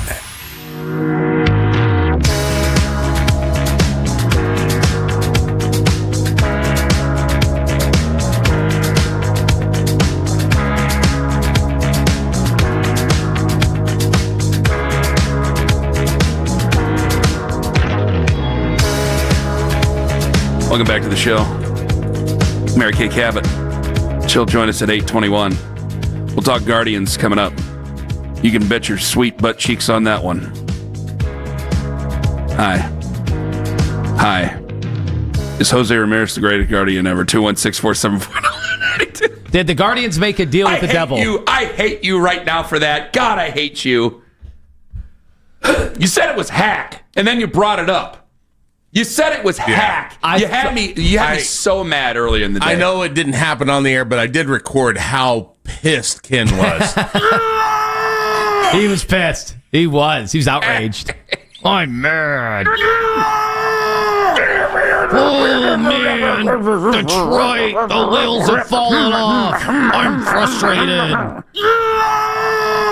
Which we do have a fan of that guy saying that those are general interactions. Yeah, but here's the thing. If you do that every night, and you've had to do it 20 straight nights, it feels like. I don't know the fella. Even if it's genuine, how do you replicate that? How do you unless you're an actor? Let me tell you, if that's genuine, that's amazing. So God bless you, son, whoever you are. He's been given many opportunities, right? It's been a bunch of takes here. Yes. I don't know. I just, again, if you're, how old is the guy? If you're 30 years old and you're saying Tarek Skubal your favorite Tiger ever, I'm sorry. I don't believe you. How can you say he's your favorite Tiger ever? If you're 12, he can be your favorite Tiger Who's your favorite Cleveland Guardian? Exactly. Who's your favorite Cleveland Guardian / Indian ever? Who's your favorite, Tone? Mine probably was, it was Kenny Lofton or Albert Bell. Exactly. And you know why? Because you were an effing kid when they were great. That's why. 9 times out of 10, it's a person who was great when you were a kid, or it's a person who doesn't even like the game and they don't have one. That's what it is. So if you're a big fan, who's your favorite Cleveland Brown ever, Tone? It ain't Joe Thomas because we were all adults at the same time. It's Bernie. Yeah. It's always Bernie. Who's your favorite Cleveland Cavalier ever, Tone? Would you say LeBron? Would you actually say LeBron? I may have to say Kyrie. Well, now you just killed the entire argument. No, you and this guy can host a pod. I get it. Yeah, it's probably got to be LeBron, right? Oh, he's a kid. Like for my son, it will be Jose Ramirez. Doesn't matter. I can say that Jose Ramirez, I believe, will be the greatest Guardian ever, and I can say that that's fine. I can look at it and say he's better than Albert. I can. Albert should have been MVP too. I shouldn't throw shit. Mark Price, I had the poster of Mark Price on the wall shooting a free throw. You were a kid then. That was the coolest thing in the world to me. My favorite player, shooting a free throw, and it got a poster. 6 attempts on the evening? Yeah. Do you imagine selling that? And they're going, they bought all these things of him shooting a free throw in Cleveland. Do they watch basketball, or do they just like this fella? What's going on? 216-474-1192. It was a different time, Kenny. It was a different time. It was a simpler time. Mary Kay in 20 minutes. I usually do disagree with Jason Lloyd, and I usually say he's full of it. Jason Lloyd. He wrote an article yesterday, picked up some steam during the day, where he was talking about Shedeur Sanders, and he said that Shedeur Sanders and he gave reasons why Shedeur Sanders made a big mistake over picking the Browns. Said he made a big mistake over picking the Browns over the Baltimore Ravens or the Philadelphia Eagles. Do you agree with Jason in his reasoning for this? No, I don't think it was a huge mistake. And so what? The comparison is, should he have gone to Baltimore and sat behind Lamar Jackson? Look, there's no doubt that's been a better organization. That's been a better coaching staff. They do a lot of things, a way that I think in Cleveland we have wanted to emulate. Not necessarily that. What's that, Kenny? Is this real? Is this real? Look at the line. Is that real? Oh, you know what? Right to the top. Oh, my gosh. We got to go right to the top. Right to the top. Folks, on the fan hotline, Chris Castellani. Hello, Chris. Hello. Good morning, gentlemen. Are you really that mad? Okay, yeah. Let me just jump into this. First of all, I've been doing this for 9 years, and if there's anybody who's questioning the genuineness of these videos and the way that they've grown the way they have, yeah, of course I'm that mad. They had a 15.5 game lead like 2 months ago. Yes, this is far and away the worst week I've ever had as a sports fan. I'm including losses to Ohio State. I'm including 0-16 with the Lions. I just wanted to jump on it and because I kind of feel like you're questioning credibility a little bit with this whole Tarek Skubal take. I do question your fandom. I mean, I'm not going to back down from that, and neither is Owen or Anthony on this. So we have Chris Castellani joining us on the show. Now, you are a content creator, formerly Barstool, correct? Correct, yeah. Okay, we played your clip during About Last Night. So if you want to go back and listen to that, here at 923thefan.com, 923thefan, as well as on the free Odyssey app. So, okay, I just wanted, people might have been joining us just now. I wanted to bring it up to speed. Now, I question, you're telling me Tarek Skubal's your favorite Tiger ever? Yeah, well, let me explain. Tarek Skubal's my favorite Tiger ever because I know Tarek Skubal, and that's not me bragging or name dropping, but I do an interview show called Chris. Congratulations on all your success. Minor success, but thank you. And our second episode ever was Skubal, which was very nice and kind of him to do. He then jumped on the show again immediately after he won the Cy Young, which he didn't have to do. I view him as a class act. I'm sure you guys talked about the David Fry. We did. It was a classy move. It was a classy move. Yeah. Wonderful human being. I wanted him to be a jerk. I wanted him to be such a jerk just for the rivalry and the sports hate, and he took that away from us because he was too good of a guy.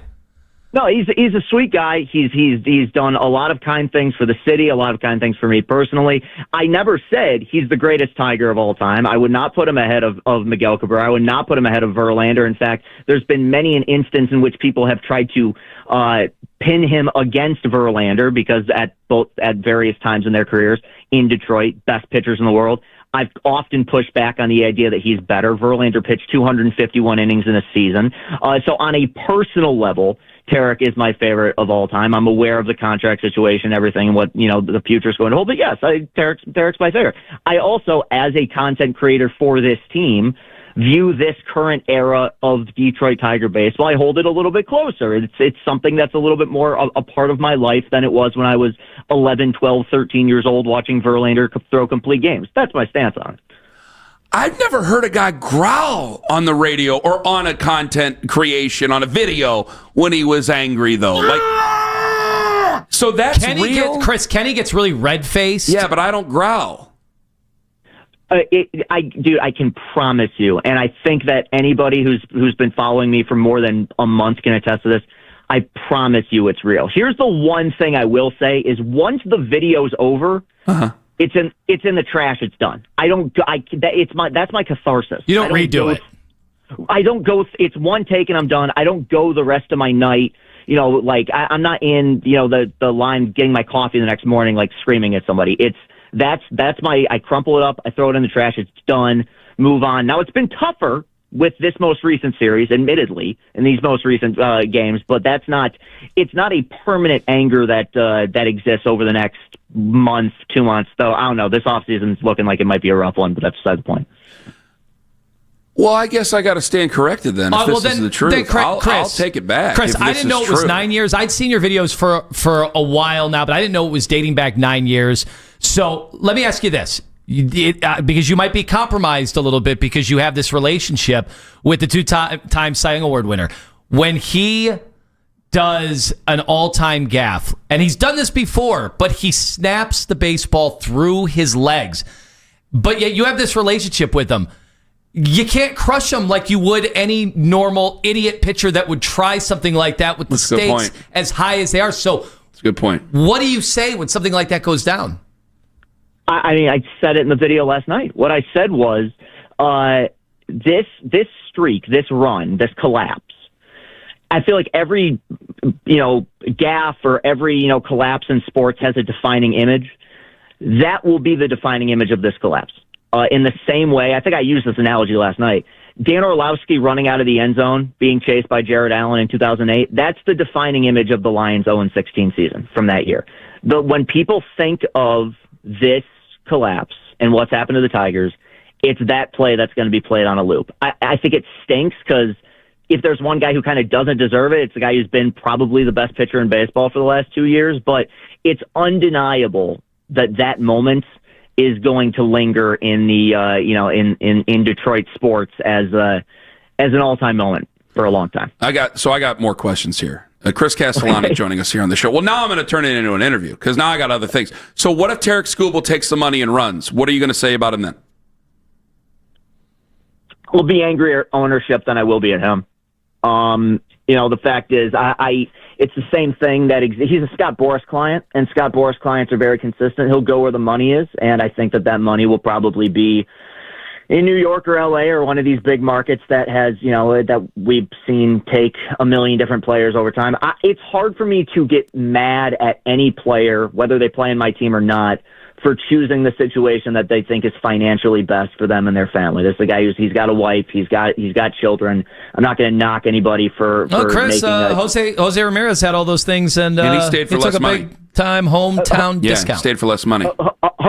Okay, name two other athletes in sports right now who have done that. Well, I'm just saying, if the largesse of Tarek Skubal knows no bounds. Our guy likes Cleveland that would a be lot. A bound. Does Tarek not really like Detroit? What's going on there? Interesting. Answer the man. I think he likes Detroit a lot, but I think he's also aware of the situation. And to give you a more serious answer, yes, it would be tarnished a little bit if he left. Yeah, in the same way, I know you guys love J-Ram for that reason, and we loved Miguel Cabrera for that reason. So yeah, it would have an impact if I saw him, especially if he stayed in the American League and we had to see him pitch against the Tigers multiple times a year. All right, Chris, obviously the only way this could have happened was for not only the Guardians to play just out of their realm and hit a different level that they hadn't hit all season. They also needed Detroit to do the opposite.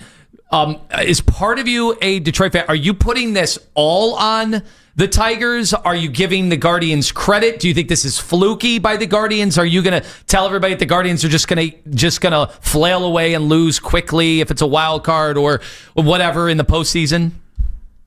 Look, collapses are a two-way street. Like, the Tigers have played horrible baseball for about 2 months. I think that it was trending in this direction for a while. That said, nobody would be talking about it if you didn't have a team on the other end that's playing historically well. And the fact is, even if the Tigers were to lose all the games that they've lost, you've had 5, soon to be 6 opportunities against Cleveland to put this division away, and you haven't done it. So I'm going to give equal amount of credit to Cleveland the same way that I'm going to give equal amount of criticism to Detroit. In terms of how this shapes up in the postseason, I'm very consistent with this. The postseason in October is very random to me. I've seen teams that were red hot coming into October that flailed out. I've seen teams that were, that backed into the postseason and ended up winning the World Series. The Rangers did it 2 years ago. So I don't really put a ton of stock in that necessarily. Look, they went, 18 games giving up 28 runs. If they do that again, they're probably going to make a deep run through October. So it might be kind of a cop-out of an answer, but there's an equal amount, a 50-50 split to me in terms of how this is all kind of shaped out. Chris Castellani, former Barstool, current content creator. We were calling out his video earlier. Apparently, this is 100% real. Yeah, but Chris, really I've called out Kenny's videos before. Back in the day, I used to say he staged them and had a 3-camera shoot. It's not true. I had one for a game-winning field goal. There was one video for a game. Okay, I'll just tell him the truth. My kid's at school now, so I'll tell the guy. So listen, can I tell you? So we never met before. So Billy Cundiff hit a game-winning field goal in week 2 of a Browns regular season. I'm gonna tell him the whole nasty story too. So I'm gonna tell you this, completion. Chris. I'm going to tell you the whole story. Yeah, because it's going to get squirrely here. And my wife happened to be videotaping me. Now, I was over the legal limit. I'll admit it. I was in my living room. I was over the legal limit. I was celebrating with my dog. And then after that, after my celebration, we went in and conceived our first son. What do you think about that? But somehow, some way, it's all a stage thing. I asked how many takes. I'm just Bob Guccione all of a sudden. I wondered how many takes it was, Chris, and who the director was. That was one take for the last thing. But the take of whatever it was, it happened live and in person. Yeah, look, I mean, I haven't the record's going to speak for itself. I haven't missed a game since 2014. So I mean, if there's anyone who's going to question this or this one, I'm a little bit nuts. I'm not going to say it's healthy, but it's also generally the content that I've been making for a long time. This one, admittedly, was a bigger blow up than anything I'd done probably in several years, really, because we've been pretty good for 2 years now. This one was an all timer. So, Chris, real quick, 2 questions left that I have left until Lima torpedoed it right there. 1, does A.J. Hinch deserve to be fired if they don't make the postseason? No. Okay. 2, do you find Cleveland, not Ohio State, Michigan, do you find Cleveland to be a rival with Detroit? Yes. Okay, can you explain it real quick? I mean, are we talking across all sports? Across all sports, yeah, not just baseball, like in general. That one's a little bit tougher. I would say yes, because I view Cleveland and Detroit as almost the exact same in terms of identity as a city and as a sports town. It's very Midwest. It's very blue collar. I think that they're very comparable to each other, and for that reason, I think that it's easy to kind of compare them, and it makes it fun to beat them. Chris, thank you very much. I don't like that Chris came off likable. No, I like just this guy. like Scooble. I like you. Yeah, we can't do this. We got one more. We got one more in the series tonight. We can't. Yeah, I see it, Chris. I'll see you in hell. Beat it. He was too nice. You guys and Chris have a real good time together. See, that's a guy hanging out. What are we going to have, cocktails? I'm not going to mention names because then he'll be in our mentions for the rest of the day and for the rest of the week. But you know that one yahoo you called out months ago, and then all of a sudden it's like, okay, we get it. Too much. You're coming off too neat. Oh, the shitor guy. Yeah. I said don't say it. This guy, he knows what he's doing. Chris Castellani, nice guy. Mary Kay Cabot, nice lady. There's too much nice. We need a brawl now. Call up Jason. I'm gonna cuss him out live on the air. We didn't even get to his shador thing. Yeah. Well, we'll ask Mary Kay. Trust me. Also, was John Harbaugh right about the Browns? Zack Meisel. Oh, speaking of cussing people out, we'll talk to Zack Meisel. Is this year better than last year for Stephen Vogt? Zach from The Athletic joins us at 9:01 to answer that, amongst other issues with the Guardians on the Fan.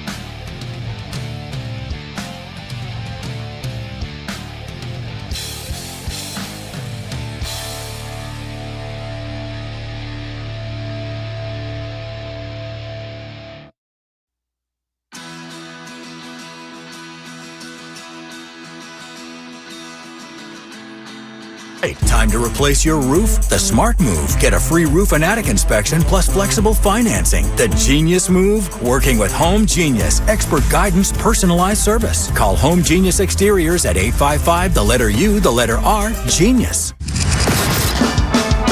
The best Guardians coverage is right here on Cleveland's Sports Radio, 92.3 The Fan.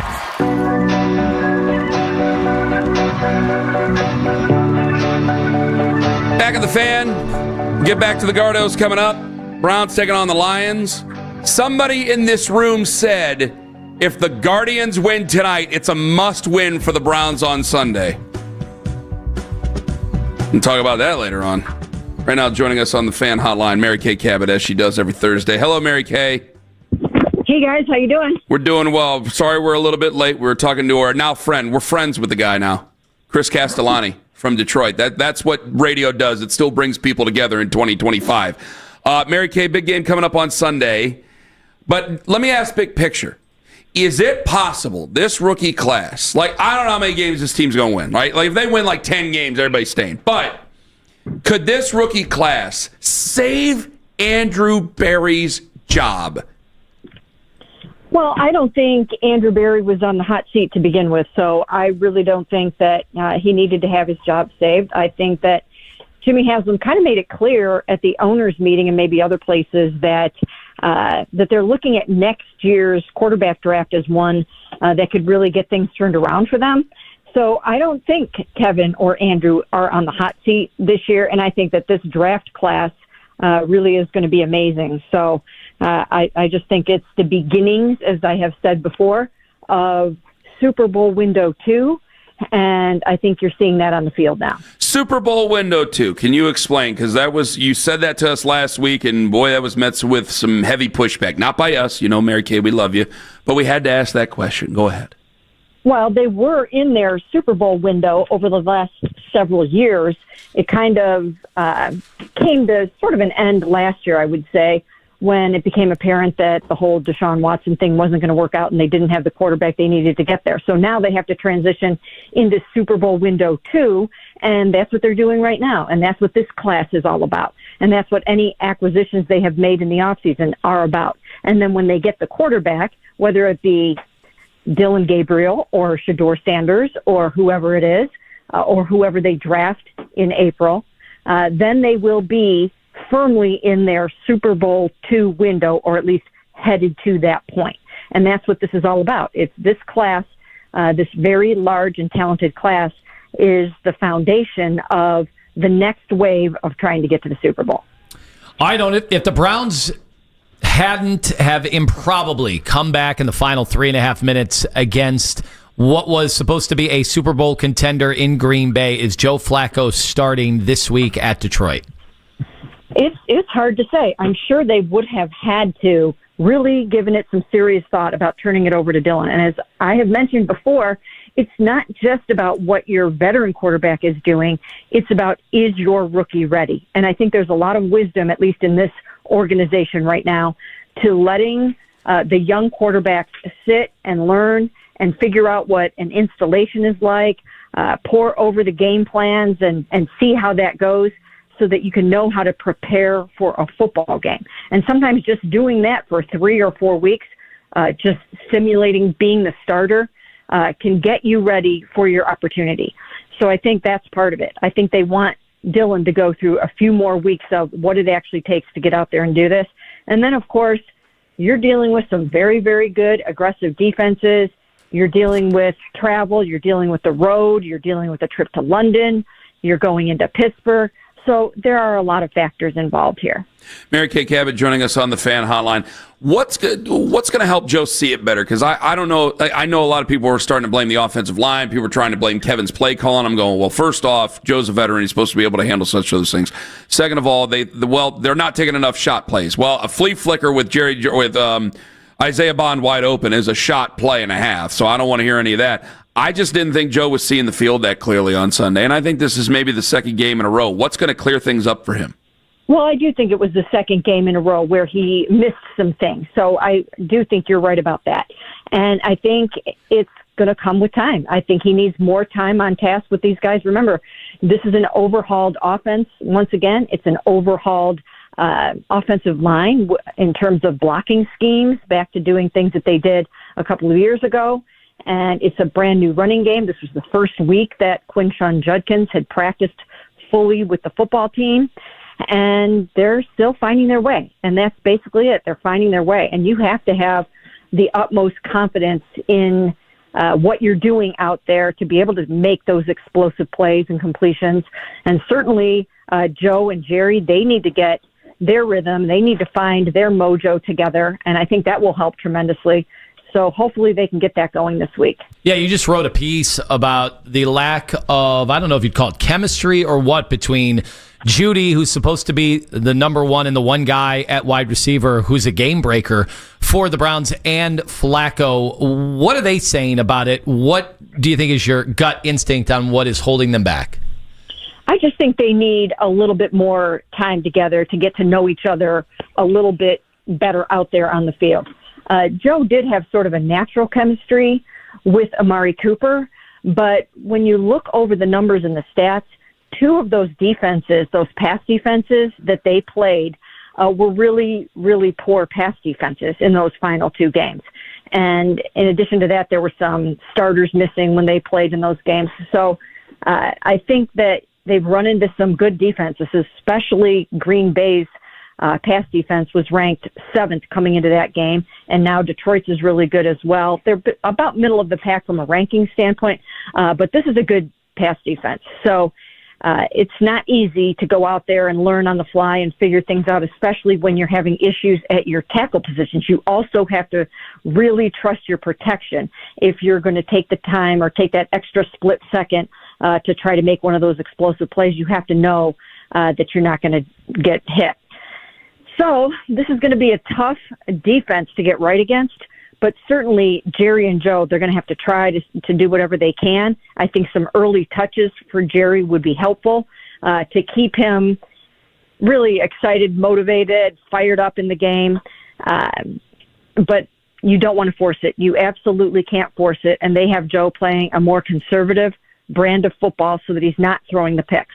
So he has to find that balance between trusting what he sees out there and not throwing a pick.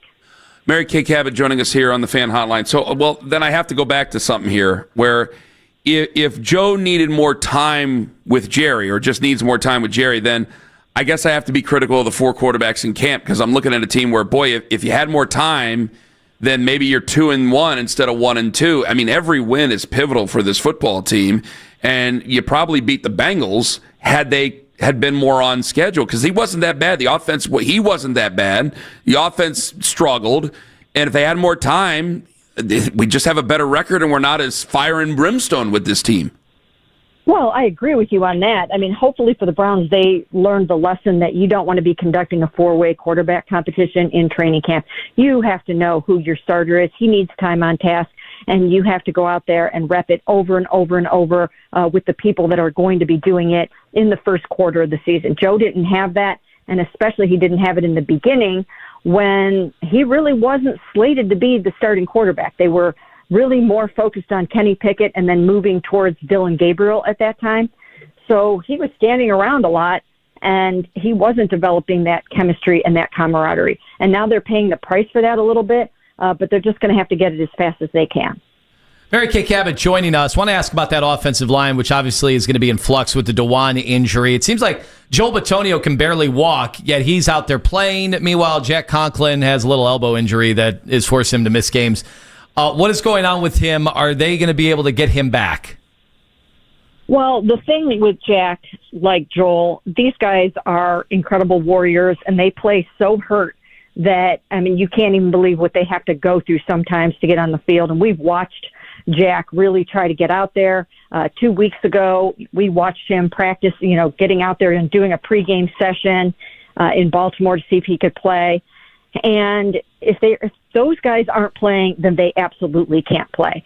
But he practiced on a limited basis yesterday, and hopefully for the Browns, he will be back because, of course, they're in a state of flux. at both of their tackle positions right now, and that's just really not what you want when you're going up against Aiden Hutchinson and Muhammad, and these guys are really aggressive, and they're going to be coming after Joe. Mary Kay, wish we had more time. We are pressed, though. We thank you so much for the time you were willing to give us. All the very best, and we'll talk to you next week. Sounds good. Thanks, guys. Mary Kay Cabot on the Fan Hotline. I got a bone to pick with the Browns after that. Okie dokie. I mean, we're not trying to waste time here, and if you're trying to thread both needles, you just miss big time on this. I'll explain that coming up. And Zack Meisel, 901. Is this year better than last year for Stephen Vogt? And is Jose the greatest Cleveland Guardian / Indian of all time? Is that a hat question for you, Tony, even though you wanted to ask it? I like it. Oh, you like it? I like it now. I've had some time to marinate. Ken Carmen, Tone Master. People are going to think that's me, you know. It ain't me. No, it's your new best friend. He's a nice guy. Not tonight, he's not. No, not tonight. What about Sunday? Because apparently, according to somebody in this room, if they win tonight, if the Guardians win tonight, it's somehow a must-win for the Browns on Sunday. Wrap your heads around that one in 5 minutes on the Fan. Diamonds Direct, corner Richmond and Cedar Road.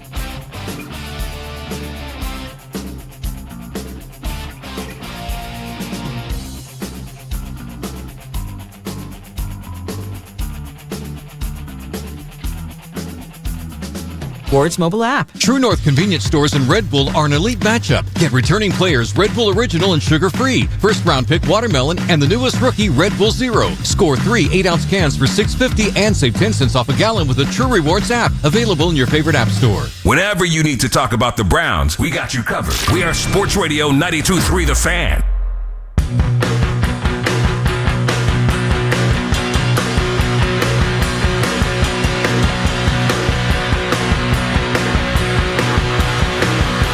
Someone in this room said if the Guardians win tonight, Sunday is a must-win for the Browns.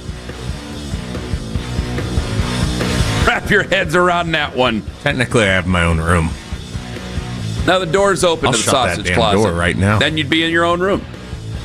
All right, I got it. Do you agree with me that he has to explain this? Yeah, I'd like to get some clarification. I don't think there's a lot to explain. The disembodied voice for everybody's like, Owen needs a camera. We got to see him on YouTube. And nah, he's like Wilson in Home Improvement. What do you want me to explain? I think it's pretty self-explanatory. We have played Detroit 6 baseball games in 2 weeks, right? Yeah. And now the Lions and the Browns face off this weekend with each other.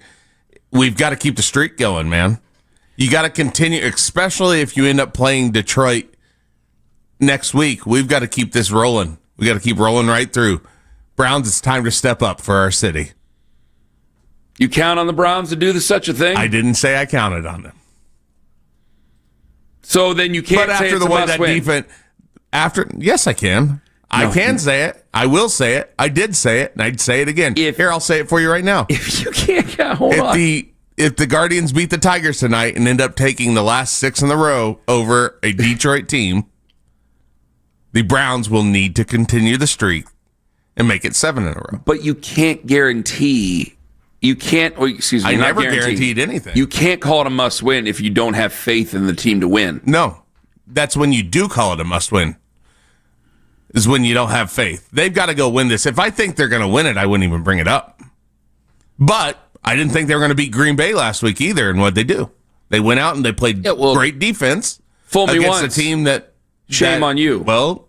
Fool me, you can't get fooled again. So you think that was fooling you? That defense was an aberration. No, the defense is great, but the offense was an aberration. I don't even know which one I'm saying the right one. Are you saying apparition or aberration? I don't know if I said the right one either. Yeah, I'm from Oklahoma. I'll just throw it to that. Yeah. You're lucky I'm speaking at all. I'm from Canton, so yeah. They're two great words. That's the Oklahoma of Northeast Ohio. Yeah, it's true. It's been saying it for years. A lot of Sooner fans down there. Do you agree with him on this? I don't think it makes any damn sense whatsoever. I don't know why you'd throw in a streaking baseball team and throw your life. I know the Browns won on Sunday. It's a city thing, Ken. Stop looking at the sports. Well, it's that's the thing. The city part of this. I don't have anything against Detroit, though. But here's the thing. Well, that's hard because Kenny has split allegiance because of his Michigan fandom. Right. I'm not a Michigan fan. So obviously, when we out of nowhere get a phone call from the content creator, I don't like that term, I'd be honest, but he is. He called himself a content creator from Detroit. Chris. What else are you supposed to call him? Yeah, because he's not working for anybody. Videographer? Detroiter. Well, yeah, but he creates content. I'm sure he monetizes it, so he makes money on his content. Yeah. So he's a content creator. I know when you think of content creator, you think of here's the Joneses, and they do stupid videos as a family together. But you got to call him what he is. Yes, that was not a stupid video at all. Or the women you might subscribe to; those are content creators. But in this case, you have he's on Only Growls. Give them an idea. That's a good idea. You can make money on that. So you not only have this thing budding between, again, the Tigers and the Guardians that we had before, but then it went dormant, and here we go again. It's kind of getting more and more lively, especially when you have history in the offing. And we have two teams that aren't even playing right now that are going to have a great rivalry and kind of had a little bit of a rivalry, so I do right? think this and is the Cavs and the Pistons. This is important. The Pistons are going nowhere. The Pistons are going to be good, and they're not as good as us, but they're going to be good, and they are going to try to be a thorn in our side, plus they have our old coach. Yeah. Then the football thing, it's not really ever been a rivalry. It's been two cities that understand the misfortunes of each other's football team, but we do happen to have a game. Where's the Barge reside right now? Oh, where does it reside? I had it at my house once. Oh, okay. Plus, they have a dome. It was awesome. What are we going to have? Oh, dome on dome. Yeah, here we go. Could be two domers so just you're hanging agreeing out. With me. All right, here we go. And then the college football, which I do think is a massive part of this and has been the biggest part of this rivalry. And if you haven't been there, you don't realize how close Ann Arbor is. Oh, yeah. As a guy who didn't grow up here, until I drove up to Detroit the first time and there was the little Ann Arbor sign, and I'm like, yeah, let's go check it out. And like it took me, 10, 15 minutes to turn and it's left. a great city. Like, I hate to say it. It's a great college town. Listen to you. Well, Ken's a Michigan fan. Listen to you. First off, I'm not a Michigan fan. Second of all, look at you're saying all these nice things. I don't feel the same heat that I do. Like right now, by the way, we got Mulsey. I'm just going to out him right now. He's Chris Muller from 93.7 The Fan in Pittsburgh is trolling people in our YouTube chat right now. 92.3 The Fan on YouTube. Go ahead if you want to yell at Chris. He says we're mangling the King's English on our own show, which is funny. I don't feel that heat with Detroit. I just don't. I don't. Maybe I think that's a you thing, though. And I think as Chris, who called in the 8 o'clock segment, right, called in and said that he thinks that Cleveland and Detroit have a rivalry. That's a guy on the other end now. I don't hate the Lions, though. In fact, I like the Lions. This is not about hating their teams or not. This is a putting the pressure on the city. Yeah, but it helps. This is city on city. Yeah, this is something that we have longed for as a Cleveland sports base, to have another city that you actually have a leg up on right now. Because as much as you want to have Pittsburgh be your rival, we've never had anything up on the people in Pittsburgh don't feel the same way. They think it's more with Baltimore. They really don't like us making fun of TJ Watt. Right. But that's where we've got the ups right now, is that we actually have the better player to player. But this is an opportunity for the Browns to help you as a Cleveland sports fan, all right, become a bigger, I'm seeing your point. I'm seeing your point. Ask the people if Mitch is paying attention. Ask the people if they consider Detroit a rival. In general, do they consider him a rival? Do we have that Mary Kay clip? Yeah. I got a couple of minutes here. I wanted to fit this in. I wanted to make sure we fit this in before people go. We got Zack Meisel coming up at 9:01, so we're definitely going to be doing some Guardians coming up at 9:01, okay? I got to go after the Browns here after Mary Kay said this. Hopefully for the Browns, they learned the lesson that you don't want to be conducting a four-way quarterback competition in training camp. You have to know who your starter is. He needs time on task, and you have to go out there and rep it over and over and over with the people that are going to be doing it in the first quarter of the season. Joe didn't have that, and especially he didn't have it in the beginning when he really wasn't slated to be the starting quarterback. They were really more focused on Kenny Pickett and then moving towards Dylan Gabriel at that time. He wasn't developing that chemistry and that camaraderie. And now they're paying the price for that a little bit. Then why did you trade him? Why did you trade him? You have to show your fan base. I'm trying to help you guys. I'm a conduit between teams and fans. That's what we do. You have to show your fans that you're doing what you can to try to win. That's what's going to save you. Hey, Carson Schwarzenegger can play his balls off, and that'd be great. And Mason Graham already looks like the best pick out of the top 10 of the draft. Now, that might be hyperbolic a little bit because I'm a Browns fan, but I mean, he's fantastic. And Quinshon Judkins be great. Guys, if you only win 4 games, they're still going to want you gone. And I don't know what the ownership's going to do. If you thought that Kenny was going to be your starter, why did you trade him for a 5th-round pick? Because this is the thing. Then Joe doesn't have that camaraderie or doesn't have that relationship, that rapport with Jerry Jeudy. You're 1-2. You had a chance to be 2-1. Every win is precious. You have to show your fan base that you're trying to win. Instead, the whole training camp was about 2 quarterbacks that obviously haven't seen the field yet. And I saw the way that Barry reacted after the win. I know you're trying to win, but when you do things like that, it's like, oh, you guys are trying to win, but you're doing it in a backwards way. Again, we like to zig when other teams zag stuff. Maybe you should zig when they zig. Does Howie Roseman, who he's from Philly, right? I mean, he spent time in Philly with Howie. A lot of what Howie Roseman does, guys, is common sense. Hey, I got a good locker room. I got a good culture.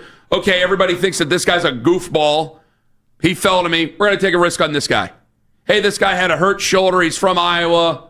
We're going to bring this guy in, ends up being a good defensive back. Like, the rest of the league seems to just give them because they're overthinking it. And like, Andrew, I know you want to win, dude. Kevin, I know you want to win. Hands to God, I know they want to win. But it's like, why did you do that then? Because now I don't have this rapport, and you could see it on Sunday against the Packers, which the defense and special teams bailed you out. You're not seeing the field. Isaiah Bond was standing there like Jabril Peppers with nobody around him. Joe didn't see it. And Joe saw that 2 years ago with Amari Cooper in a short amount of time because he was getting all the reps before. So maybe Joe's a couple years older, so it doesn't help out. It's just, man, like, I know you want to win. You still got to win games to guarantee you next year. You still have to do that. Because it's going to be hard to sit there and go, oh, these rookies are playing good. And you guys are going to go, you guys are 4-12 or 4-13. What are you talking about? Oh, yeah, Quinshon Judkins is great. I mean, you won 4 games. Shut up. Coming up next, the great Zack Meisel from The Athletic. He joins us. Is this year already better for Stephen Vogt than it was for last year when he was an award winner? Ken Carman, Tonemaster General on The Fan. Say goodbye.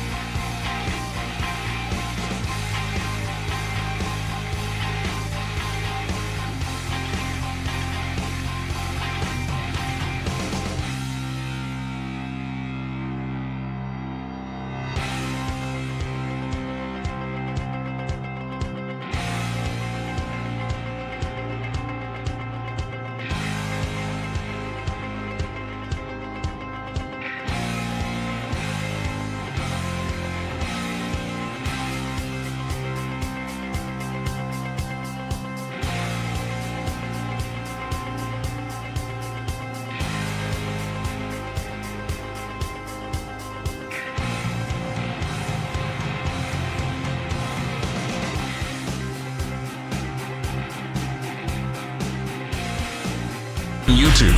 Subscribe to our YouTube channel and watch all the best content from your favorite shows on The Fan each and every weekday.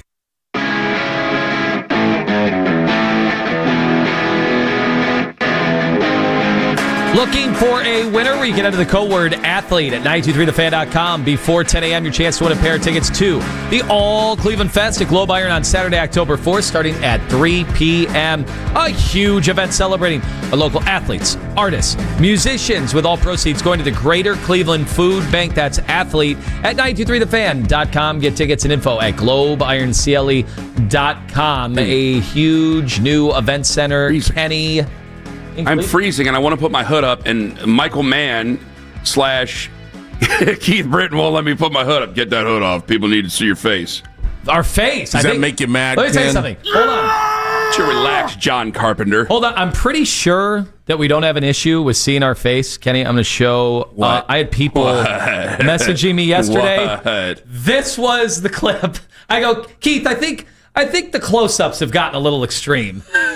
But I had somebody on Instagram go, all right, Lima, we get it. You guys are pushing out all these videos. You want to showcase. I'm like, well, you're going to get the extreme close-up. Do you think the hood up looks good, though, on video? No. Okay. I'm just freezing. It's cold. I'm a freeze baby. I should wear a babushka in here. Zack Meisel, did your grandma wear a babushka? No. What? Zack Meisel joins us from The Athletic. You were the first one I saw. I don't know if you were the first one, to have the story. Zack Meisel joins us on the Fan Hotline. Tarek Skubal rode with Stephen Vogt to go see David Fry. Do you know any of the conversation that they had in the truck? Because 3.5 miles is actually kind of far in a city. Like, what did they talk about? It's a short drive, though, when it's, midnight. I actually do. So here's what happened. So some Guardians were planning to go over there after the game, and Tarek Skubal also wanted to do that. And word passed via some clubhouse attendants. And when Vogt heard Skubal wanted to go, he said, hey, hop in my truck, let's drive down the street. I'll drop you off at the hotel after. And they talked about David Fry. They did not talk about the Ryan Pomperion impression or anything like that. The whole thing does set up like as good of a guy as Skubal looks here. The whole thing sets up as, to me, nothing other than very awkward. Very awkward because obviously he didn't mean to go up there. He buzzed the tower in a big way, and we're wondering, oh my God, what's the future of David Fry? This is significant. We have, in Cleveland, anybody who's followed Cleveland baseball over the years knows about Herb's score, and you're hoping, you're praying that it's not something awful. And then the stakes of these games. This isn't just a random July game where who cares who wins. No, Detroit, that game might have been it. That game might be the one that they'll remember the most if they end up like missing the playoffs completely. And then they got to get into a car together, do a ride share to go do a wellness check. Like it's the whole thing. Like it's a good story. It's also bizarre. The whole day is bizarre. It is a bizarre day. You're right. It's surreal, and that's why after I learned about this, I had to go ask Mo what. You've got to paint the picture for me here because I'm with you. If this thing ends the way it's been trending, and I don't know what will happen in the postseason. If the Guardians win the division, the Tigers can still get in as a wild card. These teams could be playing here in Cleveland next week, but people are going to look back at that 6th inning and everything that happened. That's the moment that stands out. So you're right. It's surreal. Just these guys are in a car together, but they were talking about that, right? Like the Tigers, they need any escape they can get right now from just what's happening. They're clearly pressing and panicking and have been. So yeah, and Vogt's a good guy. Like he's not in our minds. Like if we're writing a script for a TV show, Skubal gets in the car and Vogt just like looks over and gives him an evil smile, like something like that. But that's not what happened here. Like Denzel Washington in Training Day. There you go. Zack Meisel joining us here on the show. This is a wild conversation already. This was probably worse than the conversation they had in the truck. Go ahead, Zach, is there of all the numbers that stand out? We know we're chasing history with 20 straight starts, potentially under 2 runs. You've got the probabilities and how they fluctuated for these playoff teams. Is there one number that stands out to you the most as the most remarkable to encapsulate everything that's going on? Yeah, I was debating with Jeff Passan the other night on what's the best arbitrary endpoint to use to make this sound. I mean, you don't need to make it sound incredible. It is incredible. I just think 15 and a half games, that number is just nuts. But that was what, almost 3 months ago now. And yes, that's the record too. No team has ever even gotten a playoff spot after being down 15 and a half games, but let alone a division title. But to me, it's the rapidness of it. It's the fact that it's 3 weeks ago they were 11 games out, and so it's not only has. And I've heard people ask, well, is it more of a collapse or is it more of a comeback? Well, it's the fact that they've had to play each other 2 series during the stretch that it has to be both. It is the Guardians imposing their will and forcing mistakes and then capitalizing on all these mistakes. And then it's the Tigers just unable to escape this tornado of hell. It's got to be both. And so I think, to me, I almost think you're doing a disservice by saying, well, they were 15 and a half back. That was in July. They actually had a really good month when they were 15 and a half back to crawl back to within 5 or 6, and then they fell back again. That to me is, everything they went through this summer that we talked about and we ranted about, and a lot of it's it's still valid. If you look at this lineup, that's what's remarkable is how they're actually doing this. Because we talk about the 10-game losing streak. Well, they lost 9 of 10 in mid-August, and it looked like they were left for dead once again. And at that point, there wasn't, they said all the right things in July when it was, it's still early. There's 162 games. Yeah, but when you're suffering like they were in late August and there's only a month left, they weren't saying there's plenty of time left. No, that's what's made this the most incredible thing. So to me, it's the fact that they've made up so much ground in 3 weeks. And it's just, you close your eyes. It doesn't matter who the starting pitcher is on the mound. They're going 6 innings, they're giving up 1 run, and it makes life easier on everybody else. Is Stephen Vogt better in 2025 than he was in 2024, even though he won the award in 2024? Okay, I'm glad you brought this up because I think the answer is yes, but I think it's a little nuanced. He's only better in 2025 because of the job he did in 2024. And let me explain this. So that's deep. He was stopped by somebody who recognized him. It might have been a neighbor or something a couple months ago. And they said, man, I bet you wish it was as easy as it was last year. And he's thinking, I understand we were in first place all of last season, but you don't see what it takes behind the scenes to do that. And he was in his first season, brand new coaching staff, had to learn all of the players, had to learn what makes them tick, what motivates them, what situations they can handle. And yeah, they got off to a great start and they just took off from there, and that helped. But there is such a learning curve and so much you don't know that goes into managing 162 games and balancing all these personalities and all these preferences. And he got to the end of the season, he was so spent because it just takes so many mental adjustments throughout a season. And so, yeah, it was a great first year, but there was so much to learn, and it was so much more difficult than anyone would realize. And the point is, he had to do such a good job last year in getting to know his players and all the people and setting the culture, that's what allowed him to do a good enough job this year to steer them through all the adversity. So if you're voting for him for manager of the year this year, it's hard to argue against it, right? There's maybe a couple good candidates. He's certainly one of them, but it's for a very different reason than why he won it last year. And I think why he was so good last year is why he's had the success here in the second half of the season. Zack Meisel joining us on the hotline. Let's start to set this up and think about what this weekend into next week, wild card round, could look like. And let's play out the scenarios, because I catch myself going, man, we could maybe play Detroit again. And then if Skubal has to go Sunday, then do we even see him in our series? Maybe he'd go on 3 days rest in a potential third game, deciding game. Like, that's how excited I'm getting about all this. Am I thinking way too far ahead? You're not, because that's only a few days away, right? It's crazy how quickly this has happened. Guys, they could clinch a playoff spot today. They could be popping champagne tonight. So life comes at you quick. And so step one, clinch a playoff spot. To do that, I think the Astros play this afternoon. You need them to lose. They look like zombies right now.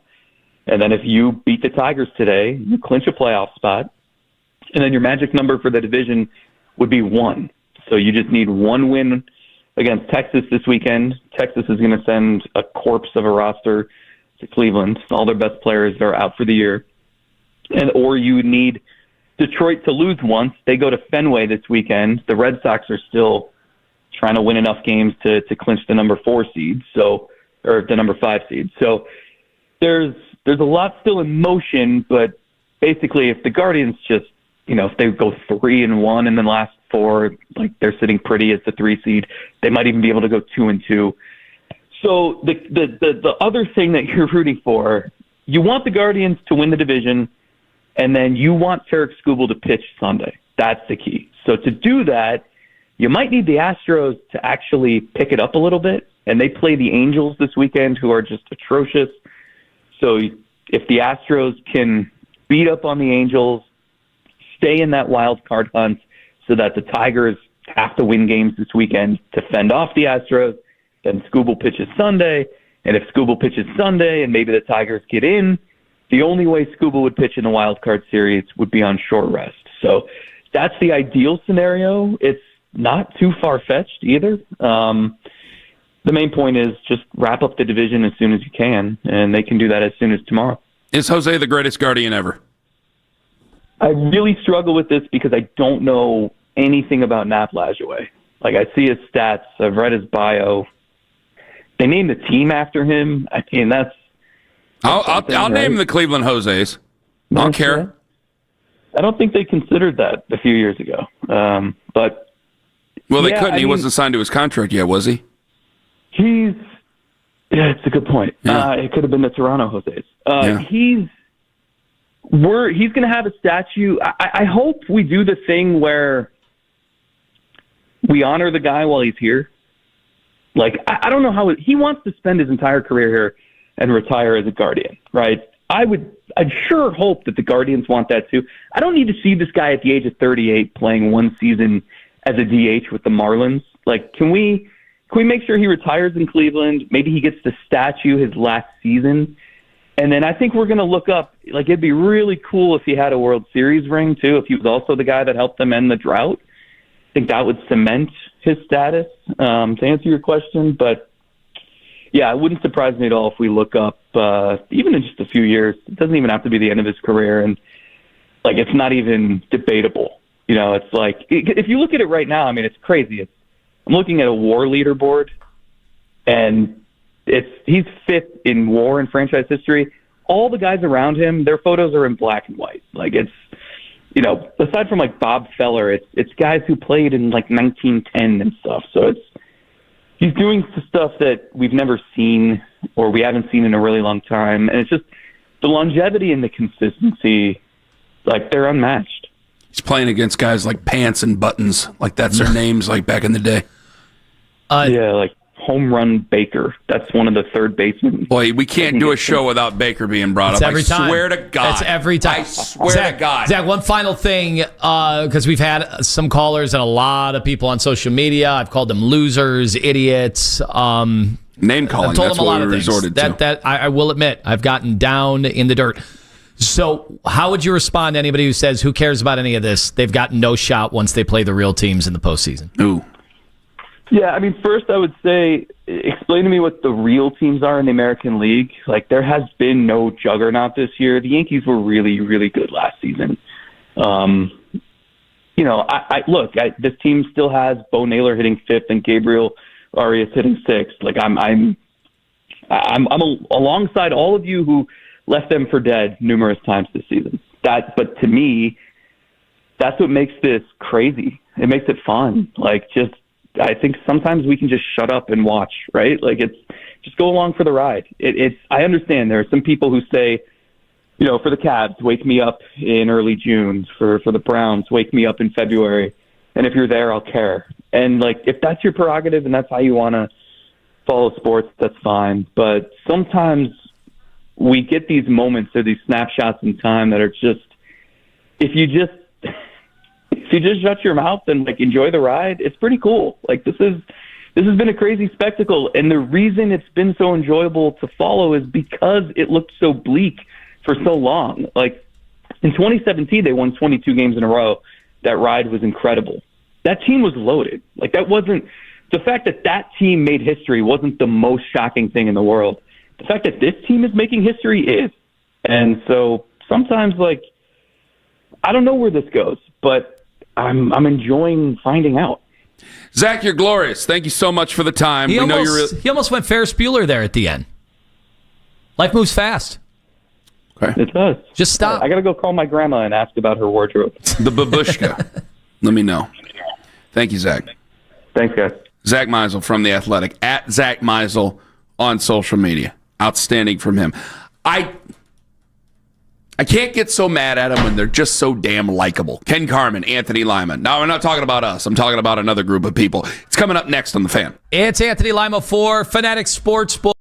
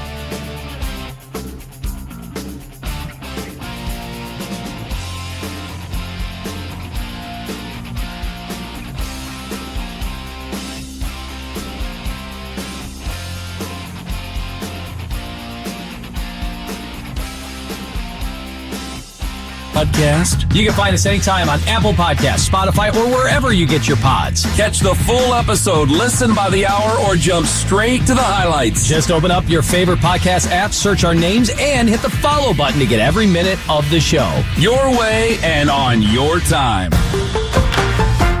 All day long. All day. All the time. At work. 923thefan.com and the Odyssey app. Check it out.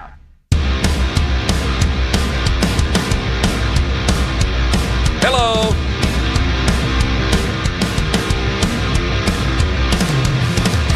Sports Talk of the Fan, presented by Paramount Plus. Sylvester Stallone is back in the original hit series, Tulsa King. This season, Dwight Manfredi faces his most dangerous adversaries yet, forcing him to fight for everything he's built and to protect his empire. Watch the new season of Tulsa King, now streaming exclusively on Paramount Plus.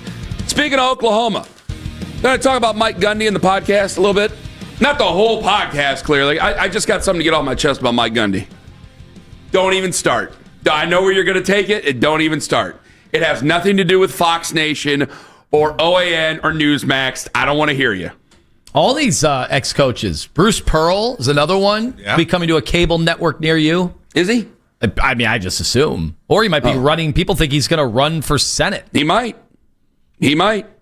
I want to have a conversation about Jose again coming up 9:45 because, again, if you didn't hear it earlier, there's a national perspective. You guys are going to absolutely hate, but they end up being the one that wins. Hate to point that out. I can't, guys, you're going to have to talk me into hating Detroit. I can't hate Detroit. I think a lot of fans talk themselves into hating Detroit because I think it's easy because you're Ohio State fans and you hate Michigan. And so you go, well, Ann Arbor's just down the street from Michigan, or down the street from Detroit, so they're all Michigan fans, so you might as well hate them. I don't hate them. I don't hate Detroit. I've spent time in Detroit. I've spent nights in Detroit. I've enjoyed my time in Detroit. Yeah, that doesn't mean you can't sports hate them. I know. I'm trying Pittsburgh's right now. a fine enough downtown. I don't care for anything Pittsburgh sports. Tarek Skubal. You're right, but Tarek Skubal goes and visits David Fry in the hospital. Goes and visits him. You don't. I mean, there's a lot of guys like really good guy. Hope he loses all of his outings against the Guardians. I hope he loses too, but I don't hate him for it. I hope the Guardians win every game they play. Same with the Cavs and Browns. But it doesn't mean I hate every team they play. I really hate the Steelers. Did I hate the Green Bay Packers on Sunday? He's not No. Big Ben. Like Big Ben, you despise, and then he trolled you, which made it easier to go after him. When I grew up, my dad's a Dolphins fan. My dad hated the Steelers. Still does, for that matter. And a lot of that is because, and it's weird now because, I've grown up. My dad didn't necessarily get along with my mom's side of the family. There were a lot of Steelers fans on this side of the family. And it just happened to all add up. In that area, there's a lot of Steelers fandom there that it boils your blood. So like the outer ring, like Canton Browns fans, Youngstown Browns fans, you guys think you hate the Steelers? Youngstown Browns fans hate the Steelers. Like throwing bottles when they're not even playing them, defacing property, hate the Steelers because of what goes on. That's kind of what I grew up in. So I hate the Steelers to a borderline obsessive passion. I hate the Ravens, especially after what happened a couple of weeks ago before that whole pregame. I don't care what anybody says. I just can't find it in my heart to hate Detroit. I like the Lions. Who doesn't like Dan Campbell? We're not in the NFC North. Who doesn't like Dan Campbell? Is there anybody here who doesn't like Dan Campbell at this station? No. Maybe one guy because he's from Chicago. That's it. I don't hate Dan Campbell. I like Dan Campbell. I don't hate it. Amon-Ra St. Brown. I certainly like David Montgomery for obvious reasons. I liked Tim Taylor watching Home Improvement. That's back when I was a hardcore Ohio State fan. Like, guys, I can't force it yet. There's nothing there. And when Tarek Skubal, who's easily enough telling fans to calm down, stuff like that last year, I mean, it was right there on a tee. Now he went and saw David Fry after he got David Fry in the chops at the hospital. How am I supposed to hate that guy? Can't hate him. And I can't see it as, I just don't take them as a rival. Maybe I'm too soft. Maybe I'm just being a soft person and I need to be harder and I need to stop being soft. Maybe that's the case. But this is stuff that gets developed, right? There has to be, the fact that now it's 2 years in a row and it's 2 years. Now, is it because we got the best of them last year and we're on the verge of getting the best of them again? Finally, you get to be the leg up. So is that why Pittsburgh always says we don't care about you because they've always gotten the leg up on us? Yeah, but we won the last playoff game, though. And, I hold on to that like grim death because I got nothing else to hold on to. So we won the last playoff game, so I kind of was in it. They say what they want to, but when I say that, it bothers the hell out of them. I get the hate mail. Yeah, and what would happen right now if the Tigers somehow win next week and they go, we won the last playoff game? I would probably get upset. Yeah. Would you hate him for it? I don't. Would you hate him for saying that? Would I hate the Tigers for saying that? Yeah. Or Tigers fans? Yeah. Depends on how mean they were. Yeah, I just don't think you care enough about it. And I just, after that, I'm not going to sway you with anything I say right now. Why wouldn't I care enough about it? I don't think it has registered in your mind enough to care about Detroit right now. I get what all the words that you're saying. Like, I understand. I feel differently about Detroit. Well, so I'm going to say that I hate them. Because I sports hate the city of Detroit. Like, yeah, but if I say, like, if they beat us I'll be in Frankenmuth in a month. Well, it's a Christmas town. I mean, gosh, you can't beat Frankenmuth in December. We're going for some wrestling. Oh, really? You're not going to go to the Christmas store? Well, I planned that we're going to do a Falls Count Anywhere. Yeah, you're going to the Christmas store. You're going to the Christmas store up there. Put some ornaments out there and body slam some people. Like, I don't want to say that they got to beat us for me to hate them, because then it's something like, well, all of a sudden I'm going to hate them if they beat. Like, I don't want the Browns, Cavs, Guardians to lose to Detroit just for me to hate them. It's like, I don't think about you that way. I just don't. I don't think of Buffalo that way. Do we hate Buffalo? No. Do you think it could change if we get into a big-time wild card series? I know it's not best of 7, but do you think that could change? It's just adds more fuel to the fire if we get another matchup with them. Yes, because there's a chance you look like baseball does have a tendency. Sports has a tendency. Like, I got to tell you, I think the last team I want to see is the Detroit Tigers next week in the postseason. I don't want to see. I would rather see just about anybody else. So it's going to be a 2-win. You got to get 2 wins. It's not like it's a 7-game series. I'm getting that weird stealing feeling, man, where it's like, oh God, I don't even want to say it because it sounds like such a downer when we've won 5 in a row against them and we've taken the lead. But damn it, like, you play them next week, it's a different level, and it just something stinks. You already know that something feels weird and something's going to feel off. We just had Chris Castellani on. This guy, we were saying, like, I don't know how genuine this guy is. He comes on, he's nice, he's affable, he gets it. And I'm like, we'll have you on. Maybe we'll have you on if they play again in the postseason. I'm like, oh my God, I'm getting rope-a-doped here. Because it could all set up where I will rue the day and rue the segment we're having about me thinking that Detroit's a rival. Like, when I think of rivals, I don't even think in the classic terms of you battling against them. Like, the Warriors were a rival. That's fantastic. But, like, I do think about the fandom, the closeness, the regionality, and it should say that Detroit's a rival. You know, the Browns haven't beaten the Lions in Detroit since 1983, and they've only done it once. One time, yeah. One time. They've only beat them once in Detroit, and that was in 1983. Like, I do think this is going to be a debate. See him as a rival. I do think it's going to be a big debate over the next few days on whether or not you want it to be Detroit or Houston in a series, because it feels like we've done everything we can and annihilated Detroit and almost eliminated them from the playoffs. But you've weakened them. You've taken any bite out of them. Nobody's scared of Detroit at all. But we know how baseball is in the playoffs, especially in a short wild card series. The important thing here is, we just talked to Zack Meisel about it, is that Skubal might not even figure into that series. And the funny thing is, even though you've beaten Skubal 2 times consecutively, and we all know what happened last year, it's not like you hit him hard in the last game. Right. Or either of those games. All the Skubal outings have been, keep your head above water, as close to water as you can, They're and nail then biters. then go get your runs once it gets pulled. Yeah, we had 3 guys have to square up to bunt. I'm only going to say just this. to move runners along. One time, because it's at the end of this segment. I ain't going to say it again. But it feels, I'm getting that weird, pessimistic, stealing feeling like you're calling fans who are still hung up on the Dolans haters and losers. We got the guy like Mike in Akron calling in, yelling at us yesterday. Like, he's not celebrating the Guardians. He's rooting against the Guardians because he hates Paul Dolan so much, and he wants Paul Dolan to learn some lesson that he ain't going to learn.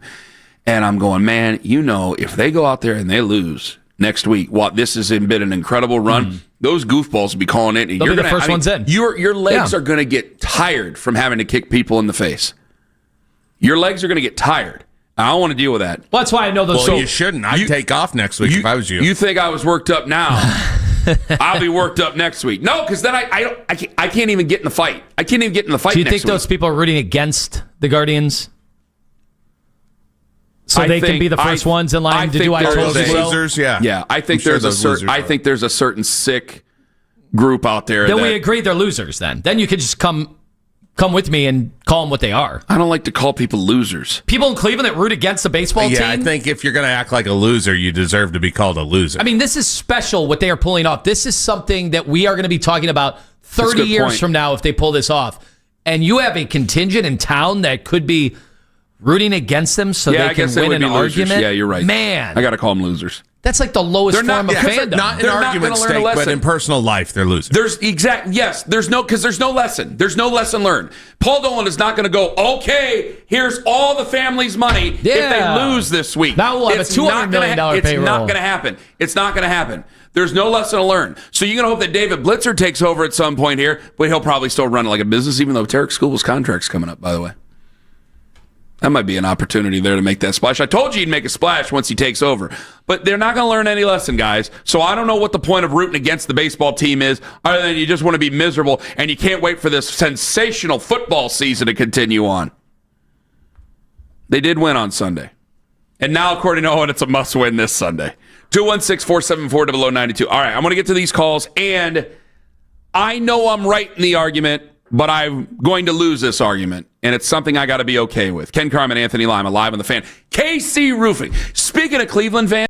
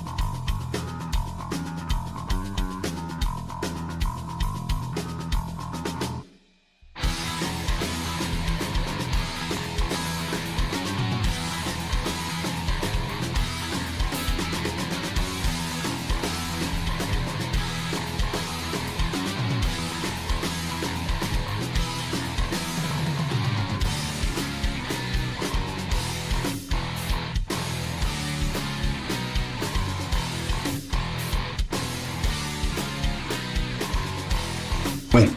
It's your journey. It's brought to you by Hyundai. The Hyundai Getaway Sales Event is going on now. Get deals so right, it almost feels wrong. Don't miss out. Visit your local Hyundai dealer today. Listen to 92.3 The Fan on the Odyssey, iHeartRadio, and TuneIn app.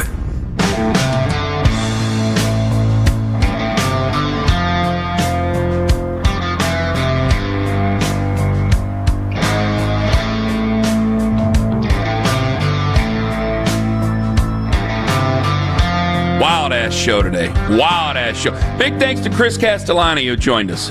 Yeah, we got people here listening from all over, then prompting them to call up out of the blue. It was great. That's another thing. Like, he called it. I saw him on the thing. I go, oh, boy, here we go. And he was awesome.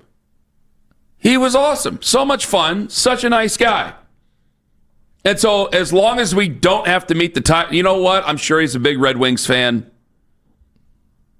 I'll pull for the Red Wings for him. Is that nice? That would be, well, you can't. Over our home state. Yeah, you can't do it for the Blue Columbus Jackets? Blue Jackets. No. Wow. No, you know that. The feeder of your Cleveland Monsters. Yeah, you know that's not going to happen. I like the Monsters. I like the Monsters, and that's where it ends. 216-474-0092. Rob in Strongsville. Hello, Rob. Hey, guys. Good morning. How you doing? Oh, not terrible, Rob. You know, hanging and banging. Good. So 3 quick points. One, I think your non-rivalry with Detroit is a little short-sighted. Ooh. You think back to Rick Mahorn elbowing Mark Price, them breaking Ilgauskas' face. This has been ongoing for 25, 30 years where it's been physical and crazy. And so don't forget those things as you talk You about remember? How long have you listened to the show, Rob? A long time. Lyman made a Rick Mahorn joke to Mark Price once. Do you remember that? Yeah, I do. Let's not replay that. Don't go finding that. So, A, think of that. Mark Price joining us on the show. Who'd you hate playing against? I enjoy the challenge of playing against everybody. I'm just going to say Bill Lambier. I never got matched up much with Bill, but I know Brad and those other guys didn't care too much for it. Yeah, Mark, your face got matched up against Rick Mahorn and his elbow. That was a dark time in the show's history. He would not do that now. Go ahead there, Rob. So just remember those things. Secondly, Scooble, that was a classic thing for him to go see him. But at the same time, remember too, it's partially for his own mentality to reassure himself that he didn't almost kill somebody, right? That this guy is okay and he can continue to go and pitch and pound the inside. So you think it was more self-serving that he went there to check in on him? No. I just think it's just natural to want to make sure so you feel okay that you're leaving town with the guy not in a horrible condition. And then third and most importantly is, guys, don't be fearful of people calling in next week, regardless of the Guardians and the Tigers and all that, because by Thursday next week, you guys will have a 3-hour segment talking to Daryl Ryder about which guy, Dylan Gabriel or Flacco, ate fish and chips first, and whether that means they should start on Sunday against the Vikings. So you won't even be talking about it. Will only be 2 hours. I think I ordered the fish. It's only going to be 2 hours, Rob. Fair enough. Know the show. I'll have what he said. Thank you for the call. Rick in Westlake, you're next up on the Fan. Hello, Rick. Good morning, gentlemen. I'm actually to Vermilion now. I'm on my way to Detroit, going to the game on Sunday. Oh, nice. But yes, I think you're going to find a place up in Greektown to watch the game tonight, so that should be fun. I wanted to just, I don't know if somebody may have mentioned this earlier or not, but to talk about the whole rivalry with Detroit.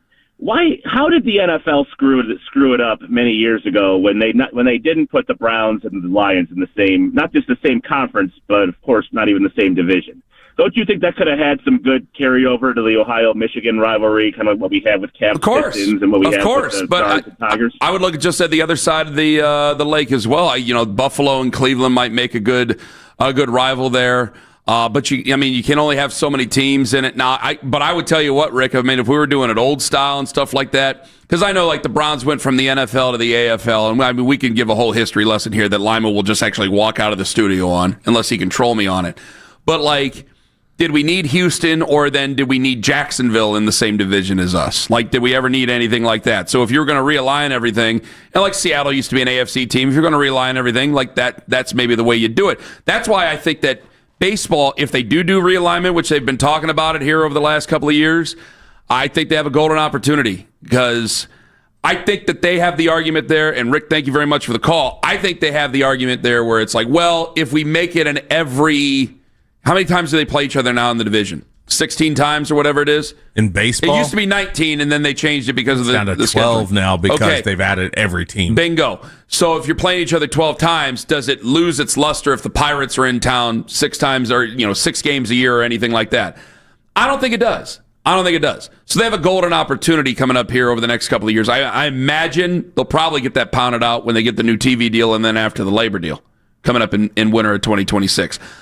Jose is a fantastic player. I end up losing this argument every time just because of the New York deal. Well, also, home runs people are always going to like. And Jose's been a home run hitter. He's just never been as prolific as what Cal Raleigh's doing right now and what Aaron Judge has done for his entire career. So in this, it becomes a consolation prize. Like I had it out with Pat Boyle earlier today, before the show even started. Infinity Sports overnight host, nice guy. Good guy. But we had a sports argument where I had said, hey, when you say that, what would these teams do without Jose? What would the Mariners do without Cal Raleigh? He said he equated it to the same thing like, what would the Yankees do? Well, they would just go out and buy new players. You can't do that if you're Cleveland, and really they don't do it if you're Seattle. And it just comes to this realization that New York, L.A., big cities, especially New York, they seem to run everything when it comes to Major League Baseball. Jose's incredible. Jose will have a statue here. Jose is an icon here. He'll be beloved forever. He'll be a Hall of Famer. He'll just never be an MVP, whether we like it or not. And I don't think anybody likes that he's not an MVP, but I think I'm right in that argument that I had with Pat, but I end up losing it. Best record in baseball, and his stats would have to jump off, and that's just not the type of player he's ever been. And the home run leader would have to be at like 40. Yeah. Yes. He does it in every tool, every way, but none of it by itself is ever going to be something that people are going to take notice of. No. We take notice. How about one thing we haven't talked about the last 2 days? Shows you how we just talk about certain things in baseball. Guardians defense. And Jose was actually really rough to start the year defensively. That's true. That's right. They have all come around. Thanks to Kay Cabot, Zack Meisel, Chris Castellani. Hopefully we'll talk to him next week, or maybe we hope not, because I don't want to play the Tigers next week. And podcast, 10:15 Eastern, 92.3 The Fan Extra on the free Odyssey app. Big college football day today. Ken Carman, Tone Master General. Have a wonderful day. Go Gardos. Oh, gee. Hey, sounds good. Where's your entourage now? Cool, I got on the last show. Loser town, loser fans, and you guys are a loser show. This is Boomer Esiason with an Odyssey Sportsman ad. Since the Jets have been competitive in 2 of their 3 games, they're at the top of my People 5 at number 28. Then come the Dolphins. Can they beat the Jets on Monday night? The Titans at least appear to have a quarterback for the future.